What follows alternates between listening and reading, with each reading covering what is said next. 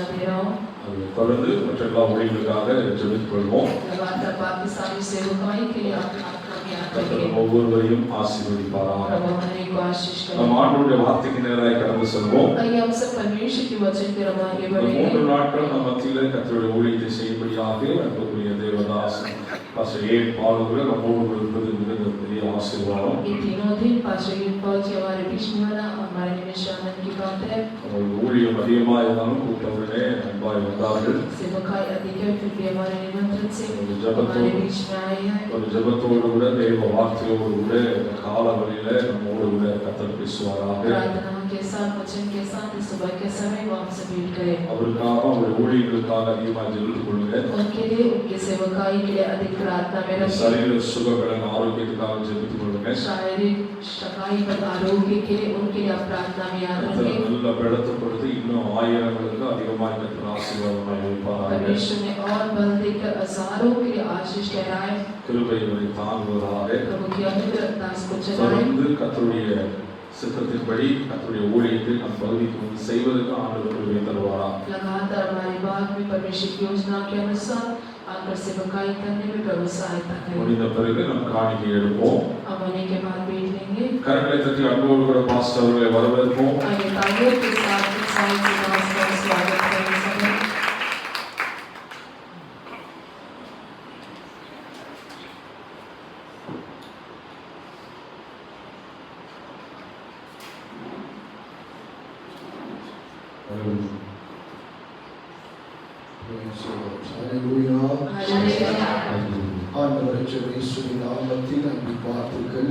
परमेश्वर नाम करता के नाम से आपको स्वागत करते हैं। இந்த உயிர்த்தெழுந்த காலை வேளையிலே கர்த்தரை ஆராதித்துடைய வார்த்தையை கேட்கும்படி வந்தவர்கள் அனைவரையும் இயேசுவின் நாமத்தில் வாழ்த்தி வரவேற்கிறேன். और जो आयुष्य के सुबह के समय वचन को सुनने के लिए आए हुए हर एक को हम यीशु के नाम से स्वागत करते हैं। ஆண்டவர் தம்முடைய கிருபையினால் நமக்கு விசேஷித்த 3 நாட்களை கர்த்தர் நமக்கு தந்திருக்கிறார். प्रभु उनकी करुणा से हमें विशेष ये 3 दिन दिया है। இந்த 3 நாட்களும் அவருடைய பாதத்திலே அமர்ந்து கர்த்தருடைய வார்த்தைகளை கேட்க தேவன் நமக்கு உதவி செய்து கொண்டிருக்கிறார். ये तीनों दिन उनके शरण के तले बैठकर वचन सुनने प्रभु ने सहायता किया है। நிச்சயமாக இந்த நாட்களிலே நமக்கு தேவையான நல்ல சத்தியங்களை ஆவியானவர் நமக்கு தருகிறார். निश्चय हमें अवश्य सत्य को प्रभु आत्मा में दे रहा है। தேவன் இந்த பட்டணத்தை நேசித்து கர்த்தர் தந்த சபைக்காக நான் கர்த்தரை ஸ்தோத்திரிக்கிறேன். और प्रभु ने प्रेम के साथ इस कलीसिया में प्रभु को धन्यवाद कहता हूं। ஆண்டவர் உங்களுக்கு தந்த நல்ல ஊழியக்கார குடும்பத்திற்காகவும் நான் கர்த்தரை ஸ்தோத்திரிக்கிறேன். प्रभु ने आपको दी हुई अच्छी तरह से कराने के लिए भी प्रभु को धन्यवाद देता हूं। இந்த ஊழியத்தினுடைய வளர்ச்சிக்காக பிரயாசப்படுகிற அனைத்து குடும்பங்களுக்காக நான் கர்த்தரை ஸ்தோத்திரிக்கிறேன். सेवकाई की बढ़ोतरी के लिए प्रयास उठाने वाले हर एक के लिए भी मैं प्रभु को धन्यवाद कहता हूं। இந்த நாட்களிலே பல சத்தியங்களின் மூலமாக கர்த்தர் நம்மளோடு பேசிக் கொண்டிருக்கிறார். दिनों में अनेक सत्य के जरिए प्रभु हमसे भेंट कर रहा है। கடைசி காலத்திலே தேவையான நல்ல உபதேசங்களை எல்லாம் ஆண்டவர் நமக்கு தருகிறார். अंतिम दिनों में प्रभु अवश्य उपदेश को प्रभु हमें दे रहा है। முதலாவது நாள் கூட்டத்திலே தேவனுக்கு முன்பதாக நிற்க வேண்டும் என்று கர்த்தர் நம்மோடு பேசினார். पहले दिन प्रभु ने हमसे भेंट किया कि हम प्रभु के सामने ठहरे। இரண்டாவது பகுதியிலே நம்முடைய விடுதலைக்காக கர்த்தர் நம்மோடு பேசினார். दूसरा हमसे परमेश्वर ने हमारी छुटकारे के नाम से भेंट किया है। நேற்று காலையிலே மூன்றாவது பகுதியிலே நம்முடைய குடும்பத்தை குறித்து கர்த்தர் பேசினார். कल सुबह प्रभु हमारे परिवार के लिए हमसे भेंट किया है। கணவன் எப்படி இருக்க வேண்டும், மனைவி எப்படி இருக்க வேண்டும், பிள்ளைகள் எப்படி இருக்க வேண்டும், குடும்பத்தை எப்படி கட்ட வேண்டும் என்று தேவன் பேசினார். पति कैसे होना है, पत्नी को कैसे होना है और परिवार को कैसे रहना है प्रभु ने हमसे भेंट किया था।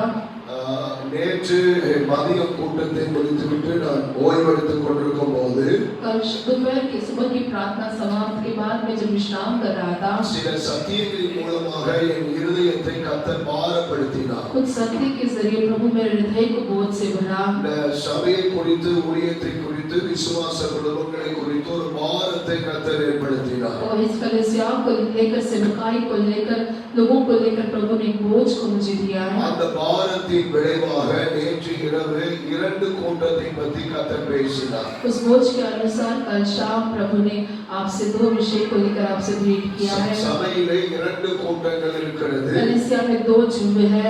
ஒன்று காகங்களும் இரண்டாவது புறாக்கள் என்கிற கூட்டம். एक कौवे का दूसरा कबूतर का चिन्ह है। நேற்று இரவு கர்த்தர் காகத்தை குறித்து புறாவை குறித்து நமக்கு சத்தியங்களை கற்றுக் கொடுத்தார். कल रात परमेश्वर हमारे लिए कौवे को लेकर कबूतर को लेकर हमें सत्य दिया है। காகம் வந்து சபைக்கு போக்குவரத்துமா தான் இருந்துட்டே இருக்கும், அதனால எந்த புண்ணியமும் கிடையாது. वो जो कौवा जो है कलीसिया में केवल जाना आना होगा, उसके जरिए कोई उपाय ना होगी। ஆனா புறாக்கள் அப்படி அல்ல, அது பேழையிலே தங்கி இளைப்பாறுகிற புறாக்கள். लेकिन कबूतर ऐसा नहीं, बल्कि जांच में या कलीसिया में ठहर कर वो वहीं पे रहने वाली कार्य है। நாம் பள்ளத்தாக்குகளை கடந்து செல்லும்படிக்கு தேவன் நமக்கு பசும்பொன்னினால் செய்யப்பட்ட புறாவின் சிறகை தருகிறார் என்று கர்த்தர் பேசினார். अब उस तराई को पार करने के लिए प्रभु ने उस कबूतर की पंखों को हमें देता है। எனவே பிரியமான கர்த்தருடைய பிள்ளைகளே, इसलिए मेरे प्रिय परमेश्वर के लोगों, கடந்த 4 பகுதிகளில் கர்த்தர் நமக்கு வேண்டிய உபதேசங்களை கர்த்தர் நமக்கு தந்தார். और परमेश्वर के चारों भाग में हमें अवश्य उपदेश को प्रभु ने दी है। இப்பொழுது இந்த 5வது பகுதியிலே நாம் கர்த்தருடைய வார்த்தைக்கு நம்ம செவி கொடுக்க போகிறோம். ये 5वां सेशन में हम परमेश्वर के वचन की ओर अभी कान लगाएं। நாம் அதிகமாய் தேவனுடைய வார்த்தையை நேசிக்க வேண்டும். हम अधिक परमेश्वर के वचन से प्रीति रखना है। தேவனுடைய வார்த்தைக்கு மதிப்பு கொடுக்க வேண்டும். परमेश्वर के वचन को आदर देना है। தேவனுடைய வார்த்தைக்கு மரியாதை கொடுக்க வேண்டும். परमेश्वर के वचन को आदर देना है। ஒரு மனிதனை நாம் மதிப்பது, மரியாதை கொடுப்பது அது பெரிதல்ல. वो एक मनुष्य को जानकर या आदर देना या ना देना वो नहीं। ஒரு ஊழியக்காரனை ஏற்றுக்கொள்வது, மதிப்பது, மரியாதை கொடுப்பது அது பெரிதல்ல. वो एक सेवक को ग्रहण करना, आदर देना ना देना वो बड़ी कार्य नहीं। பரத்திலிருந்து நமக்காக இறங்கப்பட்ட ஜீவ வார்த்தைகளை நாம் மதிக்க பழகிக் கொள்ள வேண்டும். हम स्वर्ग से हमारी ओर आने वाले उस वचन को आदर देने के लिए हम अपने आप को आदत लगाएं। வசனம் சொல்லுகிறது, என் வசனத்துக்கு நடுங்குகிறவனை தான் நான் நோக்கி பார்ப்பேன்னு கர்த்தர் சொல்லியிருக்கிறார். वचन कहता है मेरे वचन के लिए कांपने वालों की ओर ही मैं देखूंगा। எனவே இந்த காலை வேளையிலே மிக முக்கியமான ஒரு உபதேசத்தை கர்த்தர் நமக்கு தர விரும்புகிறார். तो सुबह के समय प्रभु एक मुख्य उपदेश को हमें देना चाहता है। இது சுவிசேஷம் அல்ல, ये सुसमाचार இது नहीं, பிரமாணம் அல்ல, ये प्रमाण नहीं, இது உபதேசமாய் இருக்கிறது. ये उपदेश है। நேற்று இரவு நான் சொல்லும்போது சொன்னேன், जैसे कल रात को मैंने आपसे कहा, சுவிசேஷம் என்பது ஒரு தாயின் வயிற்றிலே குழந்தை கருதரிக்கப்படுவதுதான் சுவிசேஷம். सुसमाचार मतलब एक माँ के कोख में उत्पन्न होना, उसी को कहा जाता है। உபதேசம் என்பது கருதரிக்கப்பட்ட குழந்தை உருவாகுவதுதான் உபதேசம். उपदेश मतलब जो कोख में रचा हुआ बच्चा अच्छे से उत्पन्न हो जाए। பிரமாணம் என்பது அந்த உருவாக்கப்பட்ட குழந்தை கர்ப்பப்பையை விட்டு வெளியே வருவது, அது வருகையிலே செல்வதற்கான அடையாளம். प्रमाण मतलब वो कोख से बाहर आए और उसके आगमन में उठा लिया जाना। எனவே இந்த 3 நாள் கூட்டத்திலே இரண்டாவது காரியத்தை தேவன் நமக்குள்ளே செய்து கொண்டிருக்கிறார். ये इस तीसरे दिन के कार्य में परमेश्वर और एक कार्य को कर रहा அது है। என்ன இரண்டாவது காரியம்? वो क्या दूसरी कार्य? இந்த வருஷ துவக்கத்திலே கர்த்தர் நம்மை உருவாக்கி கொண்டிருக்கிறார். साल के शुरुआत में प्रभु हमें तैयार कर रहा है। நீங்கள் ஆவிக்குரிய காரியத்திலும் பூமிக்குரிய காரியத்திலும் உருவாக வேண்டும் என்று தேவன் விரும்புகிறார். प्रभु चाहता है कि आप आत्मिक कार्य में, पृथ्वी के कार्य में आप तैयार रहें। இன்றைக்கு தேவனுடைய வசனம் என்ன செய்கிறது என்பதை குறித்து நாம் கற்றுக்கொள்ள போகிறோம். आज हम ये सीखने वाले परमेश्वर का वचन क्या कहती है। அதற்கு அடையாளமாக நாம் எடுத்து வாசிப்போம். आइए उसके चिन्ह के रूप में हम पढ़ेंगे। ஏசாயா தீர்க்கதரிசன புஸ்தகம் यशायाह भविष्यवक्ता का पुस्तक 55ஆம் அதிகாரம் 55 अध्याय 10வது வசனத்தை 11வது வசனத்தை வாசிக்க கேட்போம். 10 और 11 वचन कोई पढ़िए। ஒருவர் வாசிப்போம். यशायाह 55 का 10 और 11। इस प्रकार से वर्षा और हिम आकाश से गिरती है और वहाँ ही लौट नहीं जाते, वरन भूमि पर पड़कर उपज जाते हैं, जिससे बोने वाले को बीज और खाने वाले को रोटी मिलती है। பிரியமான கர்த்தருடைய பிள்ளைகளே, मेरे प्रिय परमेश्वर के लोगों, இது தேவனுடைய ஒரு நல்ல தீர்க்கதரிசனமான வார்த்தை. ये परमेश्वर का भविष्यवाणी का वचन है। தேவன் தம்முடைய இருதயத்தில் இருக்கிற அந்த மன பாரங்களை, ஏக்கங்களை, விருப்பங்களை தீர்க்கதரிசிகள் மூலமாய் உலகத்துக்கு அனுப்புகிறார். उनके मन में रहने वाले बोझ को इस तरह भविष्यवाणी के रूप में वो हमारी ओर वो भेजता है। இங்கே வானத்திலிருந்து அனுப்பப்படுகிற மழை என்ன செய்கிறது என்பதை நாம் வாசிக்க கேட்டோம். हम ये सुना कि आकाश से आने वाली वर्षा क्या करती है। தேவனால் படைக்கப்பட்ட எல்லா படைப்புகளுக்கும் ஆண்டவர் சில அதிகாரங்களை கொடுத்திருக்கிறார். और प्रभु से सृष्टि किया गया हर एक कार्य को प्रभु ने कुछ अधिकार दी है. சூரியனுக்கு ஒரு அதிகாரம் கொடுக்கப்பட்டிருக்கிறது. सूर्य को एक अधिकार दी गई है. அது கொடுக்கப்பட்ட அந்த அதிகாரத்திலே கீழ்ப்படிந்து வெளிச்சத்தை தருகிறது. वो दी गई अधिकार में वो अधीन होकर उसमें से प्रकाश को वो देता है. அதே மாதிரி கடவுளால் படைக்கப்பட்ட எல்லா சிருஷ்டிப்புகளுக்கும் ஒரு அதிகாரம் கொடுக்கப்பட்டிருக்கிறது. ऐसे प्रभु से सृष्टि किया गया हर एक कार्य को एक अधिकार दी गई है. அவருடைய அதிகாரத்தை பெற்ற எல்லா சிருஷ்டிப்புகளும் அவன் அப்படியே கீழ்ப்படிந்து அவைகளை செய்கிறது. उनके अधिकार को पाए हुए हर एक सृष्टि उनका अधीन होकर वैसी कार्य करता है. அதே போல தேவனால் படைக்கப்பட்ட மனிதனுக்கும் கர்த்தர் சில அதிகாரங்களை கொடுத்திருக்கிறார். ऐसे प्रभु से सृष्टि किए गए मनुष्य को भी परमेश्वर ने कुछ अधिकार दी है. தேவன் நமக்கு தம்முடைய ரூபத்தை கொடுத்தார். प्रभु अपना स्वरूप हमें दिया. தேவன் நமக்கு தம்முடைய சாயலை கொடுத்தார். उनके समानता में हमें बनाया. தேவன் நமக்கு அவருடைய ஆவியை நமக்கு கொடுத்தார். और वो अपनी आत्मा को हमें दिया. நீங்க நல்லா இந்த சத்தியங்களை விளங்கிக் கொள்ள तो வேண்டும். आप इस सत्य को और अच्छे से जाने. ஏன் அவருடைய ரூபம் நமக்கு கொடுக்கப்பட்டது? क्यों उनका स्वरूप हमें दिया गया? ஏன் அவருடைய சாயல் நமக்கு क्यों கொடுக்கப்பட்டது? उनके समानता हमें दिया गया? ஏன் அவருடைய ஆவி நமக்கு கொடுக்கப்பட்டது? क्यों उनकी आत्मा हमें दी गई? அவருடைய வார்த்தைகளுக்கு கீழ்ப்படிந்து வாழும்படிக்கு தேவன் நம்மை சிருஷ்டித்திருக்கிறார். उनके वचनों का अधीन होकर जीने के लिए प्रभु ने हमें सृष्टि किया. அதே போலதான் மழைக்கு கர்த்தர் சில அதிகாரத்தை கொடுத்திருக்கிறார். ऐसी वर्षा को भी प्रभु ने ऐसी कुछ अधिकार दी है. அது பூமியை நனைக்க வேண்டும். वो पृथ्वी को गीला करे விதைகளை முளைப்பிக்க பண்ண வேண்டும். और बीज को उगाए விதைக்கிறவனுக்கு ஆகாரத்தை கொடுக்க வேண்டும். और जो बोने वाले को भोजन देना है. மலைக்கு கொடுக்கப்பட்ட 3 அதிகாரங்களை இந்த வசனத்திலே நாம் வாசிக்க கேட்டோம். वर्षा को दी गई 3 अधिकार को हमने इस वचन में से पढ़ा. பிரியமான கர்த்தருடைய பிள்ளைகளே, मेरे प्रिय परमेश्वर के लोगों, இந்த மலைக்கு ஒப்பிட்டு தான் ஆண்டவர் தம்முடைய வாயிலிருந்து வருகிற வார்த்தையை சொல்லுகிறார். इस वर्षा के समान ही परमेश्वर अपने मुंह से निकलने वाले शब्दों को कहता है. என்னுடைய வார்த்தை உன் இருதயத்தை நனைக்கும். वो मेरा वचन तेरे हृदय को भर दे. இரண்டாவது என்னுடைய வார்த்தை உங்களுக்கு விளைச்சலை கொடுக்கும். वो मेरी जो वचन है तुझे भरपूरी उगने वाली कार्य को देवे. மூன்றாவது என்னுடைய வார்த்தை உங்களுக்கு ஆகாரமாக மாறும். तीसरा मेरी वचन तुम्हारे लिए भोजन ठहरे. நாலாவது என்னுடைய வார்த்தை நான் அனுப்புகிறதை செய்யும். चौथा मेरा वचन मैं जो भेजता हूँ उसे करता है. ஐந்தாவது என்னுடைய வார்த்தை நீங்கள் விரும்புவதை அது செய்யாது, நான் விரும்புகிறதை செய்யும். पांचवा तो तुम जो चाहते वो नहीं बल्कि वो जो चाहता वो जो भेजता वो करता है. ஒரு 5 ஆசீர்வாதமான தீர்க்கதரிசனமான வார்த்தையை இந்த வசனத்திலே கர்த்தர் சபைக்கு தருகிறார். और 5 भविष्यवाणी की कार्य वचन परमेश्वर इस वचन के जरिए कलीसिया को देता है. நீங்க நன்றாக இந்த 5 காரியங்களை நீங்கள் விளங்கிக் கொள்ள வேண்டும். आप अच्छे से 5 कार्य को समझ लीजिए. நான் மறுபடியும் அந்த 5 காரியத்தை நான் சொல்ல விரும்புகிறேன். मैं फिर वो 5 कार्य को मैं कहना चाहूंगा. முதலாவது என்னுடைய வார்த்தை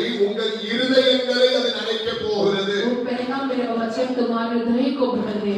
அவந்தாரங்கள் இருக்காது, வனாந்தரங்கள் இருக்காது, அந்த ஒரு செழிப்பை கர்த்தருடைய வார்த்தை உண்டு பண்ணுகிறது. वहाँ मरुभूमि जंगल नहीं बल्कि एक हरी भरी कार्य को वो देता है. இரண்டாவது என்னுடைய வார்த்தை உங்களுக்கு விளைச்சலை கொடுக்க போகிறது. दूसरा मेरा वचन जो है आपको उगने वाली कार्य को देता है. அதை பார்த்தா விளைச்சலை பெற்றுக்கொள்ள ஆத்மா மாதிரி தெரியல எனக்கு. आपको देखकर मुझे नहीं लग रहा आप उग कर प्राप्त करेंगे. எத்தனை பேர் விசுவாசிக்கிறீங்க இந்த வருஷத்திலே கர்த்தருடைய வார்த்தை எனக்கு விளைச்சலை தரும்? वो कितने लोग विश्वास करते हैं इस साल में उग कर फलवंत रहूंगा. பிரியமான கர்த்தருடைய பிள்ளைகளே, मेरे प्रिय परमेश्वर के लोगों, நம்முடைய ஜெபத்திலே ஒரு விளைச்சல் இருக்க வேண்டும். हमारे प्रार्थना में एक कार्य उगना चाहिए. நம்முடைய விசுவாசத்திலே ஒரு விளைச்சல் இருக்க வேண்டும். हमारे विश्वास में कोई कार्य उगना है. நம்முடைய பரிசுத்தத்திலே ஒரு விளைச்சல் இருக்க வேண்டும். हमारी पवित्रता में एक उगने की कार्य हो. நாம் கடவுளுக்காக செய்கிற ஊழியத்திலே ஒரு விளைச்சல் இருக்க तो வேண்டும். हम प्रभु के लिए करने वाले कार्य में एक उपज रहे. பூமிக்குரிய காரியத்திலும் ஆவிக்குரிய காரியத்திலும் தேவன் வாக்கு கொடுக்கிறார், நான் விளைச்சலை உண்டு பண்ணுவேன். प्रभु पृथ्वी का कार्य हो या आत्मिक कार्य हो, परमेश्वर कहता है पृथ्वी में मैं तुम्हें उपज उपजाते रहूंगा.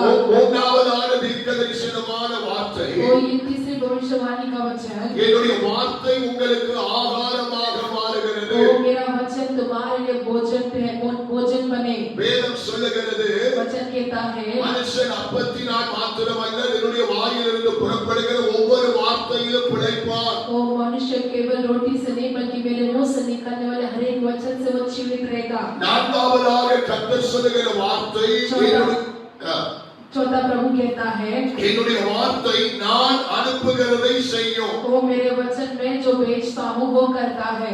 ஐந்தாவதாக மிக அருமையான ஒரு வார்த்தையை சொல்லுகிறார். वो पांचवा एक अच्छा कहता है என்னுடைய வார்த்தை நான் விரும்புகிறதை செய்யும். वो मेरा वचन मैं जो चाहता हूँ वो करता है। நம்முடைய விருப்பம் எப்படி இருக்கிறது? हमारी मर्जी कैसी है? நான் விரும்புகிறதை தேவன் செய்ய வேண்டும் என்பதுதான் நம்முடைய புடிவாத குணம். तो हमारा जिद ये है कि हम जो चाहते हैं वो पूरी हो। நான் என்ன கேட்கிறேனோ அதை தேவன் எனக்கு தரணும். तो मैं जो पूछता हूँ प्रभु मुझे वो देवे। தரமாட்டார். वो नहीं देगा। நான் என்ன விரும்புகிறேனோ அதை தேவன் எனக்கு செய்யணும். मैं जो चाहता हूँ प्रभु मुझे करे। கடைசி வரையும் செய்ய மாட்டார். वो आखिरी तक नहीं करेगा।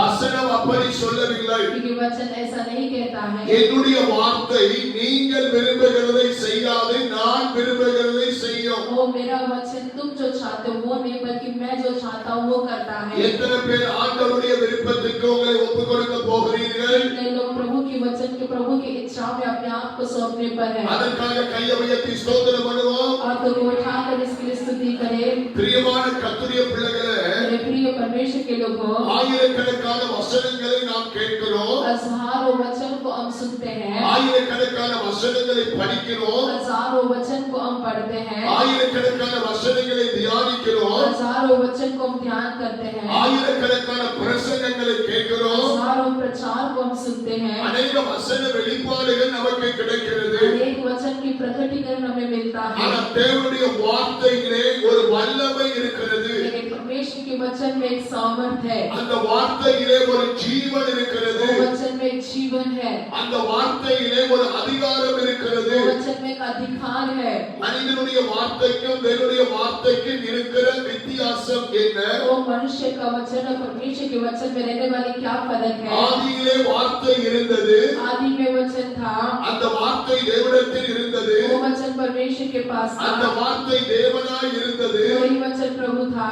அது மனுஷனுக்கு ஒளியாய் இருந்தது. और मनुष्य के लिए ज्योति बना रहा। அந்த வார்த்தை அவனுக்கு ஜீவனாய் இருந்தது. और वही वचन उसके लिए जीवन बना रहा। எனவே அந்த மலைக்கு என்ன அதிகாரம் கொடுக்கப்பட்டிருக்கிறதோ तो वर्षा को जो अधिकार दी गई है அதே அதிகாரம் தான் ஆண்டவருடைய வார்த்தையிலே இருக்கிறது. वही अधिकार परमेश्वर के वचन में भी है। இன்றைய கடைசி கால சபைகள் எப்படி இருக்க வேண்டும் என்று தேவன் விரும்புகிறார். अंतिम दिनों की कलीसिया ऐसा है प्रभु चाहता है। அவருடைய வார்த்தைக்கு அதிக முக்கியத்துவத்தை கொடுக்கும்படி கர்த்தர் விரும்புகிறார். उनके वचन को अधिक मुख्यता देने वाला जैसे प्रभु चाहता है। அப்ப அந்த மலையானது எப்படி பூமியை நனைக்கிறதோ वो जो वर्षा कैसे पृथ्वी को भीगा करती है, மலையானது எப்படி விளைச்சலை கொடுக்கிறதோ जैसा वो वर्षा एक उपज को देती है, மலையானது எப்படி விதைக்கிறவனுக்கு ஆகாரத்தை கொடுக்கிறதோ वो जैसा वर्षा बोने वाले को भोजन देता है, என்னுடைய வார்த்தை அப்படிதான் இருக்கும். मेरा वचन ऐसे ही होगा।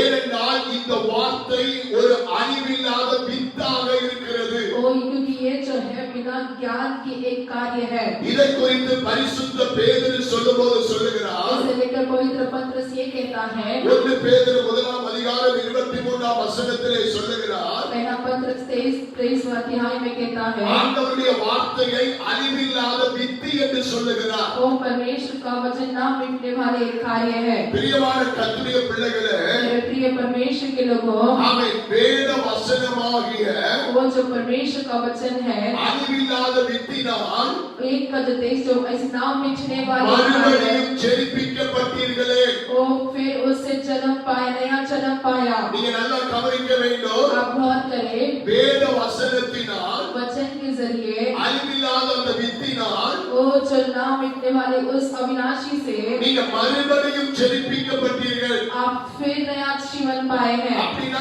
ஏற்கனவே ஒரு தடவை நீங்கள் ஜெனிப்பிக்கப்பட்டிருக்கிறீர்கள். मतलब पहले से आप एक बार नया जन्म पाए हैं। ஏற்கனவே நீங்கள் ஜெனிப்பிக்கப்பட்டது அழிவுள்ள வித்தினால். वो पहले जब जन्म पाए वह अपने बुद्धि से, என்னுடைய தகப்பனுடைய பெயர் வந்து நமச்சிவாயம், तो मेरे पिता का नाम नमः शिवाय है, என்னுடைய அம்மாவுடைய பெயர் வந்து நல்லம்மா, और मेरे माँ का नाम नल्लम्मा, அவன் நமச்சிவாயமும் நல்லம்மாவின் நிமித்தமாக तो अब नमः शिवाय और नल्लम्मा के निमित्त அழிவுள்ள வித்தினால் அவன் பவுலாகிய நான் முதலாவது ஜெனிப்பிக்கப்பட்டேன். ओ जो पौलुस में नाश के नहीं पर अविनाशी से मैं भेजा गया हूँ। நல்ல சத்தியத்தை விளங்கிக் கொள்ள வேண்டும். सत्य को आप समझे, நம்முடைய தாய் நிமித்தமாய் தகப்பன் நிமித்தமாய் நாம் இந்த பூமியிலே பிறந்திருக்கிறோம். हमारे माता पिता के निमित्त हम इस पृथ्वी में जन्म लिए हैं। அது வந்து அழிவுள்ள வித்து. वो जो है अविनाशी बीज है। அப்ப அழிவுள்ள வித்தினால் இந்த பூமியிலே ஜெனிப்பிக்கப்பட்ட நம்மளை तो अविनाशी बीज से जन्म लिए गए हम, ஆண்டவராகிய இயேசு கிறிஸ்து प्रभु यीशु मसीह அழிவில்லாத தம்முடைய வித்தினால் மறுபடியும் நம்மளை वो ஜெனிப்பித்திருக்கிறார். अविनाशी बीज से फिर एक बार हमें नया जन्म दिया है। கரங்களை உயர்த்தி விளங்கிய சொல்லுங்க हाथों பார்க்கலாம். को उठाकर हालेलुया करें। பிரியமான கர்த்தருடைய பிள்ளைகளே, मेरे प्रिय परमेश्वर के लोगों, அப்ப தேவனுடைய வார்த்தை அழியாத வித்து. वो तो परमेश्वर का वचन जो है, जो ना नाश होने वाली अविनाशी का ऐसे परमेश्वर का एक बीज है। தேவனுடைய வார்த்தை என்றென்றைக்கும் நிலைத்திருக்கிறதா இருக்கிறது. परमेश्वर का वचन सदैव स्थिर रहती है। அதனால் நீங்கள் இதுவரைக்கும் கேட்ட வார்த்தை உங்களுக்குள் இருக்கிறதா? तो अभी तक आपने सुनी वचन आपके अंदर है क्या? நீங்க கேட்ட தேவனுடைய வார்த்தை உங்களுக்குள்ளே கிரியை செய்கிறதா? क्या सुनी हुई वचन आपके अंदर कार्य करती है?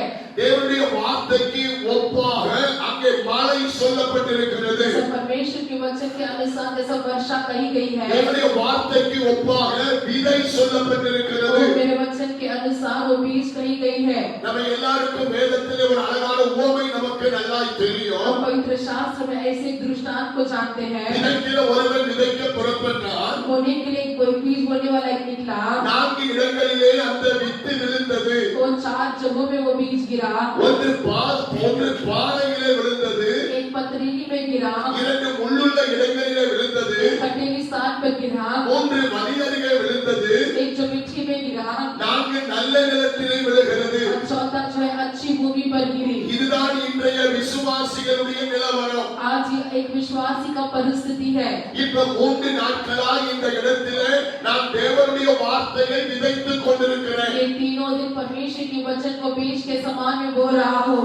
இன்னைக்கு காலையிலேயும் உங்களுக்கு தேவனுடைய வார்த்தையை நான் விதைக்கிறேன். सुबह के समय भी आपके सामने वचन को बीज के समान बो रहा हूँ। உங்களுடைய இருதயம் கல்லாக இருக்குமானால், यदि आपका हृदय पत्थर बना है, உங்களுடைய இருதயம் பாறையாக இருக்குமானால், यदि आपका हृदय पत्थर बना रहे, உங்களுடைய இருதயம் பிரச்சனையினால் நிறைந்து यदि இருக்குமானால், आपका हृदय समस्या से भरी हुई है, உங்களுடைய இருதயம் மாம்ச இச்சையினால் நிறைந்து यदि இருக்குமானால், आपका हृदय शारीरिक इच्छा से भरी हुई உங்களுடைய है, இருதயம் உலக ஆசையினால் நிறைந்து यदि இருக்குமானால், आपकी इच्छा जो संसारिक आशा से भरी है, உங்களுடைய இருதயம் பெரும் தீனியினால் நிறைந்து இருக்குமானால், यदि आपका हृदय बड़ी बुराई से भरी है, तो அது முள்ளுள்ள நிலமாக மாறுகிறது. वो कटेली स्थान भूमि के समान दिखता है। அது ஒரு நாள் விளைச்சலை கொடுக்காது. वो कभी भी उपज को नहीं देता है, அது அந்த உபதேசம் ஆசீர்வாதமா இருக்காது. और वो उपदेश आशीष का नहीं ठहरेगी। மூன்றாவதாக तीसरा, ஆமென், கர்த்தருக்கு ஸ்தோத்திரம். प्रभु की स्तुति हो। நான் வந்துவிட்டேன், எல்லாரும் கேட்கிறார்கள் என்பதற்காக நான் பிரசங்கத்தை கேட்கிறேன். ओ मैं आ गया, सभी लोग सुनते हैं इसलिए मैं भी सुनता हूँ, इसलिए प्रचार सुनता हूँ। வந்த கடமைக்காக பிரசங்கத்தை கேட்கிறேன் என்று இருப்பேனானால் நான் ஒரு வழிபோக்கன். ओ यदि मैं आया हुआ जिम्मेदारी के लिए बस प्रचार सुनता हूँ, तो मैं बस भटकने वाला मनुष्य हूँ। ஊழியக்காரனை திருத்தி படுத்துவதற்காக நான் பிரசங்கத்தை கேட்டால் நான் ஒரு வழிபோக்கன். यदि मैं दास को तृप्त करने के लिए वचन को सुनूं, तो मैं एक भटकने वाला मनुष्य हूँ। நான் இந்த சபையில ஒரு அங்கத்தினராய் இருக்கிறேன், அதனால் பிரசங்கத்தை கேட்கிறேன் என்று நினைத்தால் நான் ஒரு வழிபோக்கன். यदि मैं कहूँगा कि मैं इस मेंबर हूँ इसलिए वचन को सुनता हूँ, मतलब इसका मतलब है कि आप भटकने वाले मनुष्य हैं। சபையிலே கடவுளுடைய வார்த்தை பிரசங்கிக்கப்படும்போது கவனிக்காமல் இருப்பேனானால் நான் ஒரு வழிபோக்கனாய் இருக்கிறேன். यदि कलीसियाओं में जो उपदेश दिया जाता है, जब मैं ना सुनूं, अनसुनी करूं, तो मैं भटकने वाला मनुष्य हूँ। நான் உங்களை பார்த்து ஒரு கேள்வி கேட்கிறேன். मैं आपसे एक सवाल करता हूँ, எத்தனை பேர் வழிபோக்கனாய் இருக்கிறீர்கள்? कितने लोग भटकने वाले के समान हैं? இந்த நிலவரத்தோடு நாம் வசனத்தை கேட்போம் என்றால் यदि इस तरह हम इस वचन को सुनेंगे, அது விதைக்கப்பட்ட அடுத்த நிமிஷமே பிசாசு டக்கென்று அதை தூக்கி விடுகிறான். वो जिस समय वो बोया गया उसी समय में तुरंत शत्रु उसे निकाल देता है। கைகளை உயர்த்தி நல்ல சொல்லுங்க हाथों பாருங்க. को उठाकर हालेलुया। தேவன் அனுப்புகிற மழையானது वो परमेश्वर भेजने वाला वो वर्षा பூமியை நனைக்கிறது உண்மையானால், यदि पृथ्वी को वो गीली करती वो सच है तो தேவன் அனுப்புகிற மழையானது वो परमेश्वर भेजने वाली वर्षा விதைகளை முளைப்பிக்கிறது உண்மையானால், यदि बीज को उपज देता है वो सच है तो தேவன் அனுப்புகிற மழையானது यदि परमेश्वर भेजने वाला वर्षा விதைகளை பயிராக மாற்றுவது உண்மையானால், और उस बीज को दाने में बदलने वाला सच है तो தேவன் அனுப்புகிற மழையானது परमेश्वर भेजने वाला वर्षा பயிர்களை உணவாக மாற்றுவது उस உண்மையானால், दाने को खरोटी में बदलना यदि निश्चय है ஆக இந்த கூட்டங்களின் மூலமாய் விதைக்கப்படுகிற வசனம் तो इस प्रार्थना के जरिए बोई जाने वाली वचन இயேசுவின் நாமத்தில் உங்கள் வாழ்க்கையை நனைப்பதாக. यीशु के नाम से आपके जीवन को गीला करे, இயேசுவின் நாமத்தில் அது உங்களுக்கு விளைச்சலை கொடுப்பதாக. यीशु के नाम से वो आपको उपज को देवे, இயேசுவின் நாமத்தில் அதுவே உங்களுக்கு ஆகாரமாய் மாறுவதாக. यीशु के नाम से वही आपके लिए भोजन ठहरे। விசுவாசம் இருந்தால் கைதட்டி கர்த்தருடைய வார்த்தையை கனப்படுத்துவோம். विश्वास के साथ करने को धन्यवाद। பிரியமான கர்த்தருடைய பிள்ளைகளே, मेरे प्रिय परमेश्वर के लोगों, தேவனுடைய வசனத்தினுடைய நோக்கம் என்ன? वो मेरे वचन की क्या योजना है, அது எதற்காக அனுப்பப்படுகிறதோ அது வரைக்கும் அது காத்திருக்கும். वो किसके लिए भेजा गया वो समय आने तक वो बाट जोता है। Praise the Lord. ஹல்லேலூயா சொல்லுங்க. हालेलुया कहे। நான் சொன்ன வார்த்தை உங்களுக்கு புரிகிறதா? क्या मैंने कही वचन आपको समझ आए? உங்க வாழ்க்கையில எது வெயிட் பண்ணுதோ வெயிட் பண்ணலையோ அது எனக்கு தெரியாது. आपके जीवन जो कुछ वेट करता है नहीं करता वो मुझे नहीं पता, ஆனா உங்களுக்கு நேரம் உங்க குடும்பத்துக்கு நேரம் சபைக்கு நேரம் ஒரு வார்த்தை அனுப்பப்படுமானால் यदि आपकी और आपकी कलीसिया की ओर एक वचन भेजा गया है, அது எதற்காக அனுப்பப்பட்டதோ वो किस लिए भेजा गया, அது நிறைவேறும் வரைக்கும் அது உங்க பக்கத்துல வெயிட் பண்ணி கொண்டிருக்கும். वो पूरी होने तक आपके पास होकर बाट जोता रहेगा। அது அனுப்பப்பட்ட நோக்கத்தை நிறைவேற்றி விட்டுதான் அது திரும்பி போகும். वो जैसा वो उसका वचन पूरी होकर ही फिर वो लौट जाएगा। பிரியமான கர்த்தருடைய பிள்ளைகளே, मेरे प्रिय परमेश्वर के लोगों, பரத்திலிருந்து அனுப்பப்பட்ட தேவனுடைய வார்த்தை वो स्वर्ग से भेजा गया मेरा वचन உங்களுக்கு பின்னால வந்து கொண்டிருக்கிறது. आपके पीछे आ रहा है। பரத்திலிருந்து அனுப்பப்பட்ட தேவனுடைய வார்த்தை वो स्वर्ग से भेजा गया मेरा உங்க वचन குடும்பத்துக்கு பின்னால வந்து கொண்டிருக்கிறது. आपके परिवार के पीछे आ रहा है। பரத்திலிருந்து அனுப்பப்பட்ட தேவனுடைய வார்த்தை वो स्वर्ग से भेजा गया मेरा உங்க वचन பிள்ளைகளுக்கு பின்னால வந்து हमारे கொண்டிருக்கிறது. बच्चों के पीछे आ रहा है। பரத்திலிருந்து உங்களுடைய தொழிலுக்காக அனுப்பப்பட்ட வார்த்தை वो स्वर्ग से भेजा गया तुम्हारे உங்க बिजनेस के लिए தொழிலுக்கு वचन பின்னால வந்து கொண்டிருக்கிறது. तुम्हारे बिजनेस के पीछे आ रहा है। பரத்திலிருந்து உங்களுடைய ஆசீர்வாதத்துக்காக அனுப்பப்பட்ட வார்த்தைகள் वो स्वर्ग से आशीष के लिए भेजी गई वो वचन அவைகள் உங்களுக்கு பின்னால வந்து கொண்டிருக்கிறது. वो आपके पीछे आ रहा है। விசுவாசித்தால் கைதட்டி கர்த்தரை ஸ்தோத்திரம் பண்ணுங்க. विश्वास करके कानों के साथ प्रभु की स्तुति करें। இந்த சபைக்காக अनेक வார்த்தைகள் அனுப்பப்பட்டிருக்கிறது. इस कलीसिया के लिए अनेक वचन भेजा गया अनेक है, வாக்குத்தத்தங்கள் அனுப்பப்பட்டிருக்கிறது. अनेक प्रतिज्ञा भेजा गया है, अनेक தரிசனங்கள் அனுப்பப்பட்டிருக்கிறது. अनेक दर्शन भेजा गया है। அந்த கர்த்தருடைய பிள்ளைகளே, मेरे प्रिय परमेश्वर के அது लोगों, எதற்காக அனுப்பப்பட்டதோ और वो किस लिए भेजा गया, அது நிறைவேறும் வரைக்கும் वो पूरी होने तक அது திரும்பி போவது இல்லை. वो फिर नहीं लौटेगा। அது உங்க பக்கத்துல வெயிட் பண்ணி கொண்டே இருக்கும். वो आपके पास बात जोता रहेगा। எது வரைக்கும் அது வெயிட் பண்ணும் பாஸ்டர்? वो कब तक इंतजार करेगा दास? அவ கொஞ்சம் நல்லா கவனிங்க. सभी तरह गौर करें। கடவுளிடத்திலிருந்து எனக்காக என் குடும்பத்திற்காக புருஷன் பிள்ளைக்காக அனுப்பப்பட்ட வார்த்தை वो प्रभु से मेरे पति मेरे बच्चों की ओर भेजा गया वो प्रभु का वचन எது வரைக்கும் என் பக்கத்துல அது வெயிட் பண்ணும்? कब तक मेरे पास वो इंतजार करेगा? நீங்க நல்ல நிலமாய் மாறும் வரைக்கும் அது வெயிட் பண்ணி கொண்டிருக்கும். आप अच्छी भूमि बनने तक वो आपके लिए इंतजार करता रहेगा। கர்த்தருடைய நல்ல சொல்லுங்க हाथों को பார்க்கலாம். उठाकर हालेलुया। அருமையான கர்த்தருடைய பிள்ளைகளே, प्रिय परमेश्वर के लोगों, நீங்க விசுவாசித்தாலும் சரி, यदि आप विश्वास करें, அல்லது நீங்க விசுவாசிக்காவிட்டாலும் சரி, यदि आप विश्वास ना करें, நீங்க விழித்திருந்தாலும் சரி, यदि आप झांकते रहे நீங்க விழித்திராவிட்டாலும் சரி, या ना झांकते रहे அவன் நீங்க படுத்திருந்தாலும் சரி, या लेटे रहे நீங்க எழுந்திருந்தாலும் சரி, या आप उठे हो, அதை நீங்கள் ஜெபித்தாலும் சரி, यदि आप प्रार्थना करें நீங்கள் ஜெபிக்காவிட்டாலும் சரி, या ना प्रार्थना करें, நீங்கள் பாவம் செய்தாலும் சரி, यदि आप पाप करें நீங்கள் பரிசுத்தமாய் வாழ்ந்தாலும் சரி, या पवित्रताएं से आप जिए, அனுப்பப்பட்ட வார்த்தை அது திரும்பாது. वो जो भेजी गई वचन वो नहीं लौटेगी। நீங்க கெட்டவர்களாய் இருக்கிறீர்கள் என்பதற்காக அந்த வார்த்தை திரும்பி போகாது. आप बुरे हैं इसलिए वो वचन फिर नहीं लौटेगा। நீங்க துன்மார்க்கராய் இருக்கிறீங்க என்பதற்காக அந்த வசனம் திரும்பி போகாது. आप अधर्म है इसलिए वचन फिर नहीं लौटेगा। நீங்க பாவிகளாய் இருக்கிறீங்க என்பதற்காக அந்த வசனம் திரும்பி போகாது. आप पापी है इसलिए वो वचन जो आई वचन फिर नहीं लौटेगा। அது உங்க பக்கத்துல தான் இருக்கிறது. वो आपके पास ही है, அது உங்க பக்கத்துல வெயிட் பண்ணுகிறது. वो आपके पास इंतजार कर रहा है। எது வரைக்கும் வெயிட் பண்ணும் என்றால், कब तक इंतजार करेगा? உங்கள் இருதயம் நல்ல நிலமாய் மாறும் வரைக்கும் அது வெயிட் பண்ணி கொண்டே இருக்கும். आपका हृदय अच्छी भूमि बनने तक वो इंतजार करते रहेगा। நீங்க நல்லா கவனிங்க. आप ध्यान दीजिए, எனக்கு நேர ஒரு வார்த்தை அனுப்பப்பட்டிருக்கிறது. वो मेरी और एक वचन भेजा गया है, அது இன்னும் எனக்குள்ள வரல. वो अब तक मेरे अंदर नहीं आया, என் பக்கத்துல அது வெயிட் பண்ணி वो கொண்டிருக்கிறது. मेरे पास वो इंतजार कर रहा है। எப்ப என் இருதயம் நல்ல நிலமாய் மாறுகிறதோ, वो कब मेरा हृदय अच्छी भूमि बनता है, அடுத்த நிமிஷமே என் பக்கத்துல வெயிட் பண்ணுகிற வார்த்தை எனக்குள் விழுகிறது. वो जो बाजू में रुका हुआ जो इंतजार करने वाला वचन मेरी ओर गिरता है, அது எனக்குள் விழுந்து அது எனக்கு விளைச்சலை கொடுக்கிறது. वो मेरे अंदर गिरकर मेरे अंदर से उपज को देता है, அதுவே என் குடும்பத்திற்கு ஆசீர்வாதமாய் அமைகிறது. और वही मेरे परिवार के लिए आशीष ठहरती है। கரங்களை உயர்த்தி அதிக சொல்லுங்க और பாருங்க. तो बोल ठाकर हालेलुया। நான் अनेक வாக்குத்தத்தங்களை பெற்றிருக்கிறேன். मैंने अनेक प्रतिज्ञाओं को पाया है, अनेक தீர்க்க தரிசனங்களை பெற்றிருக்கிறேன். अनेक भविष्यवाणी को पाया है, ஒன்று நடக்கவில்லை, कुछ भी नहीं हुआ, ஒன்று நடக்கவில்லை. कुछ भी नहीं हुआ। அப்ப வசனம் பொய்யா, मतलब वचन झूठ है क्या? வாக்குத்தத்தம் பொய்யா, प्रतिज्ञा झूठ है क्या? தீர்க்க தரிசனம் பொய்யா. भविष्यवाणी झूठ है क्या? ஆமென். ஒன்றுமே நடக்கவில்லை. कुछ भी नहीं हुआ। பயப்பட வேண்டாம், डरेगा, கலங்க வேண்டாம், चिंता न करे, சோர்ந்து போக வேண்டாம். उदास न हो जाए। உங்களுக்காக அனுப்பப்பட்ட கடவுளுடைய வார்த்தை உங்க பக்கத்துல தாங்க நிக்குது. वो परमेश्वर ने आपको भेजा, वचन आपके पास ही खड़ा है। ஏற்ற நேரத்திலே ஏற்ற காலத்திலே அது உங்களுக்குள்ளே விழும். वो सही समय पर, नियुक्ति के समय पर वो आपके अंदर गिरेगा। விசுவாசம் இருந்தால் கரங்களை உயர்த்தி அதிக विश्वास சொல்லுங்க. से कहा तो वो उठाकर हालेलुया।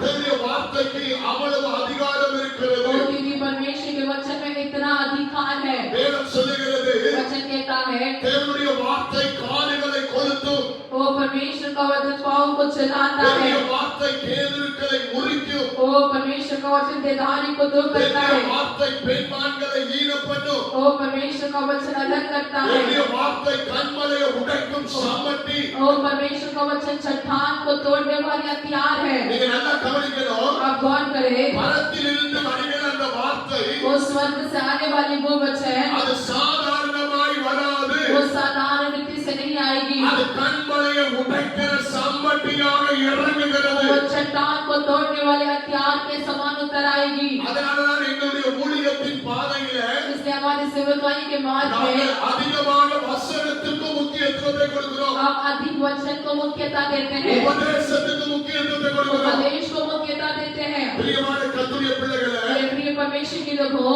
தேவனுடைய வார்த்தைக்கு எவ்வளவு பெரிய வல்லமை இருக்கிறது परमेश्वर के वचन को कितना बड़ा सामर्थ्य है, என்பதை ஒரு வசனத்திலே உங்களுக்கு காண்பிக்க விரும்புகிறேன். मैं एक वचन में आपको दिखाना चाहूंगा। எபிரேயருக்கு எழுதின நிருபம் इब्रानियों का पुस्तक 4ஆம் அதிகாரம் 4 अध्याय 12ஆம் வசனத்தை வாசிக்க கேட்போம். 4 अध्याय का 12 वचन को ही पढ़िए। கர்த்தருக்கு ஸ்தோத்திரம். क्योंकि परमेश्वर का वचन जीवित और प्रबल और हर एक दुधारी तलवार से भी बहुत चोखा है और प्राण और आत्मा को और गांठ-गांठ और गुदरे-गुदरे को अलग करके आर-पार छेदता है और मन की भावनाओं और विचारों की जानता है।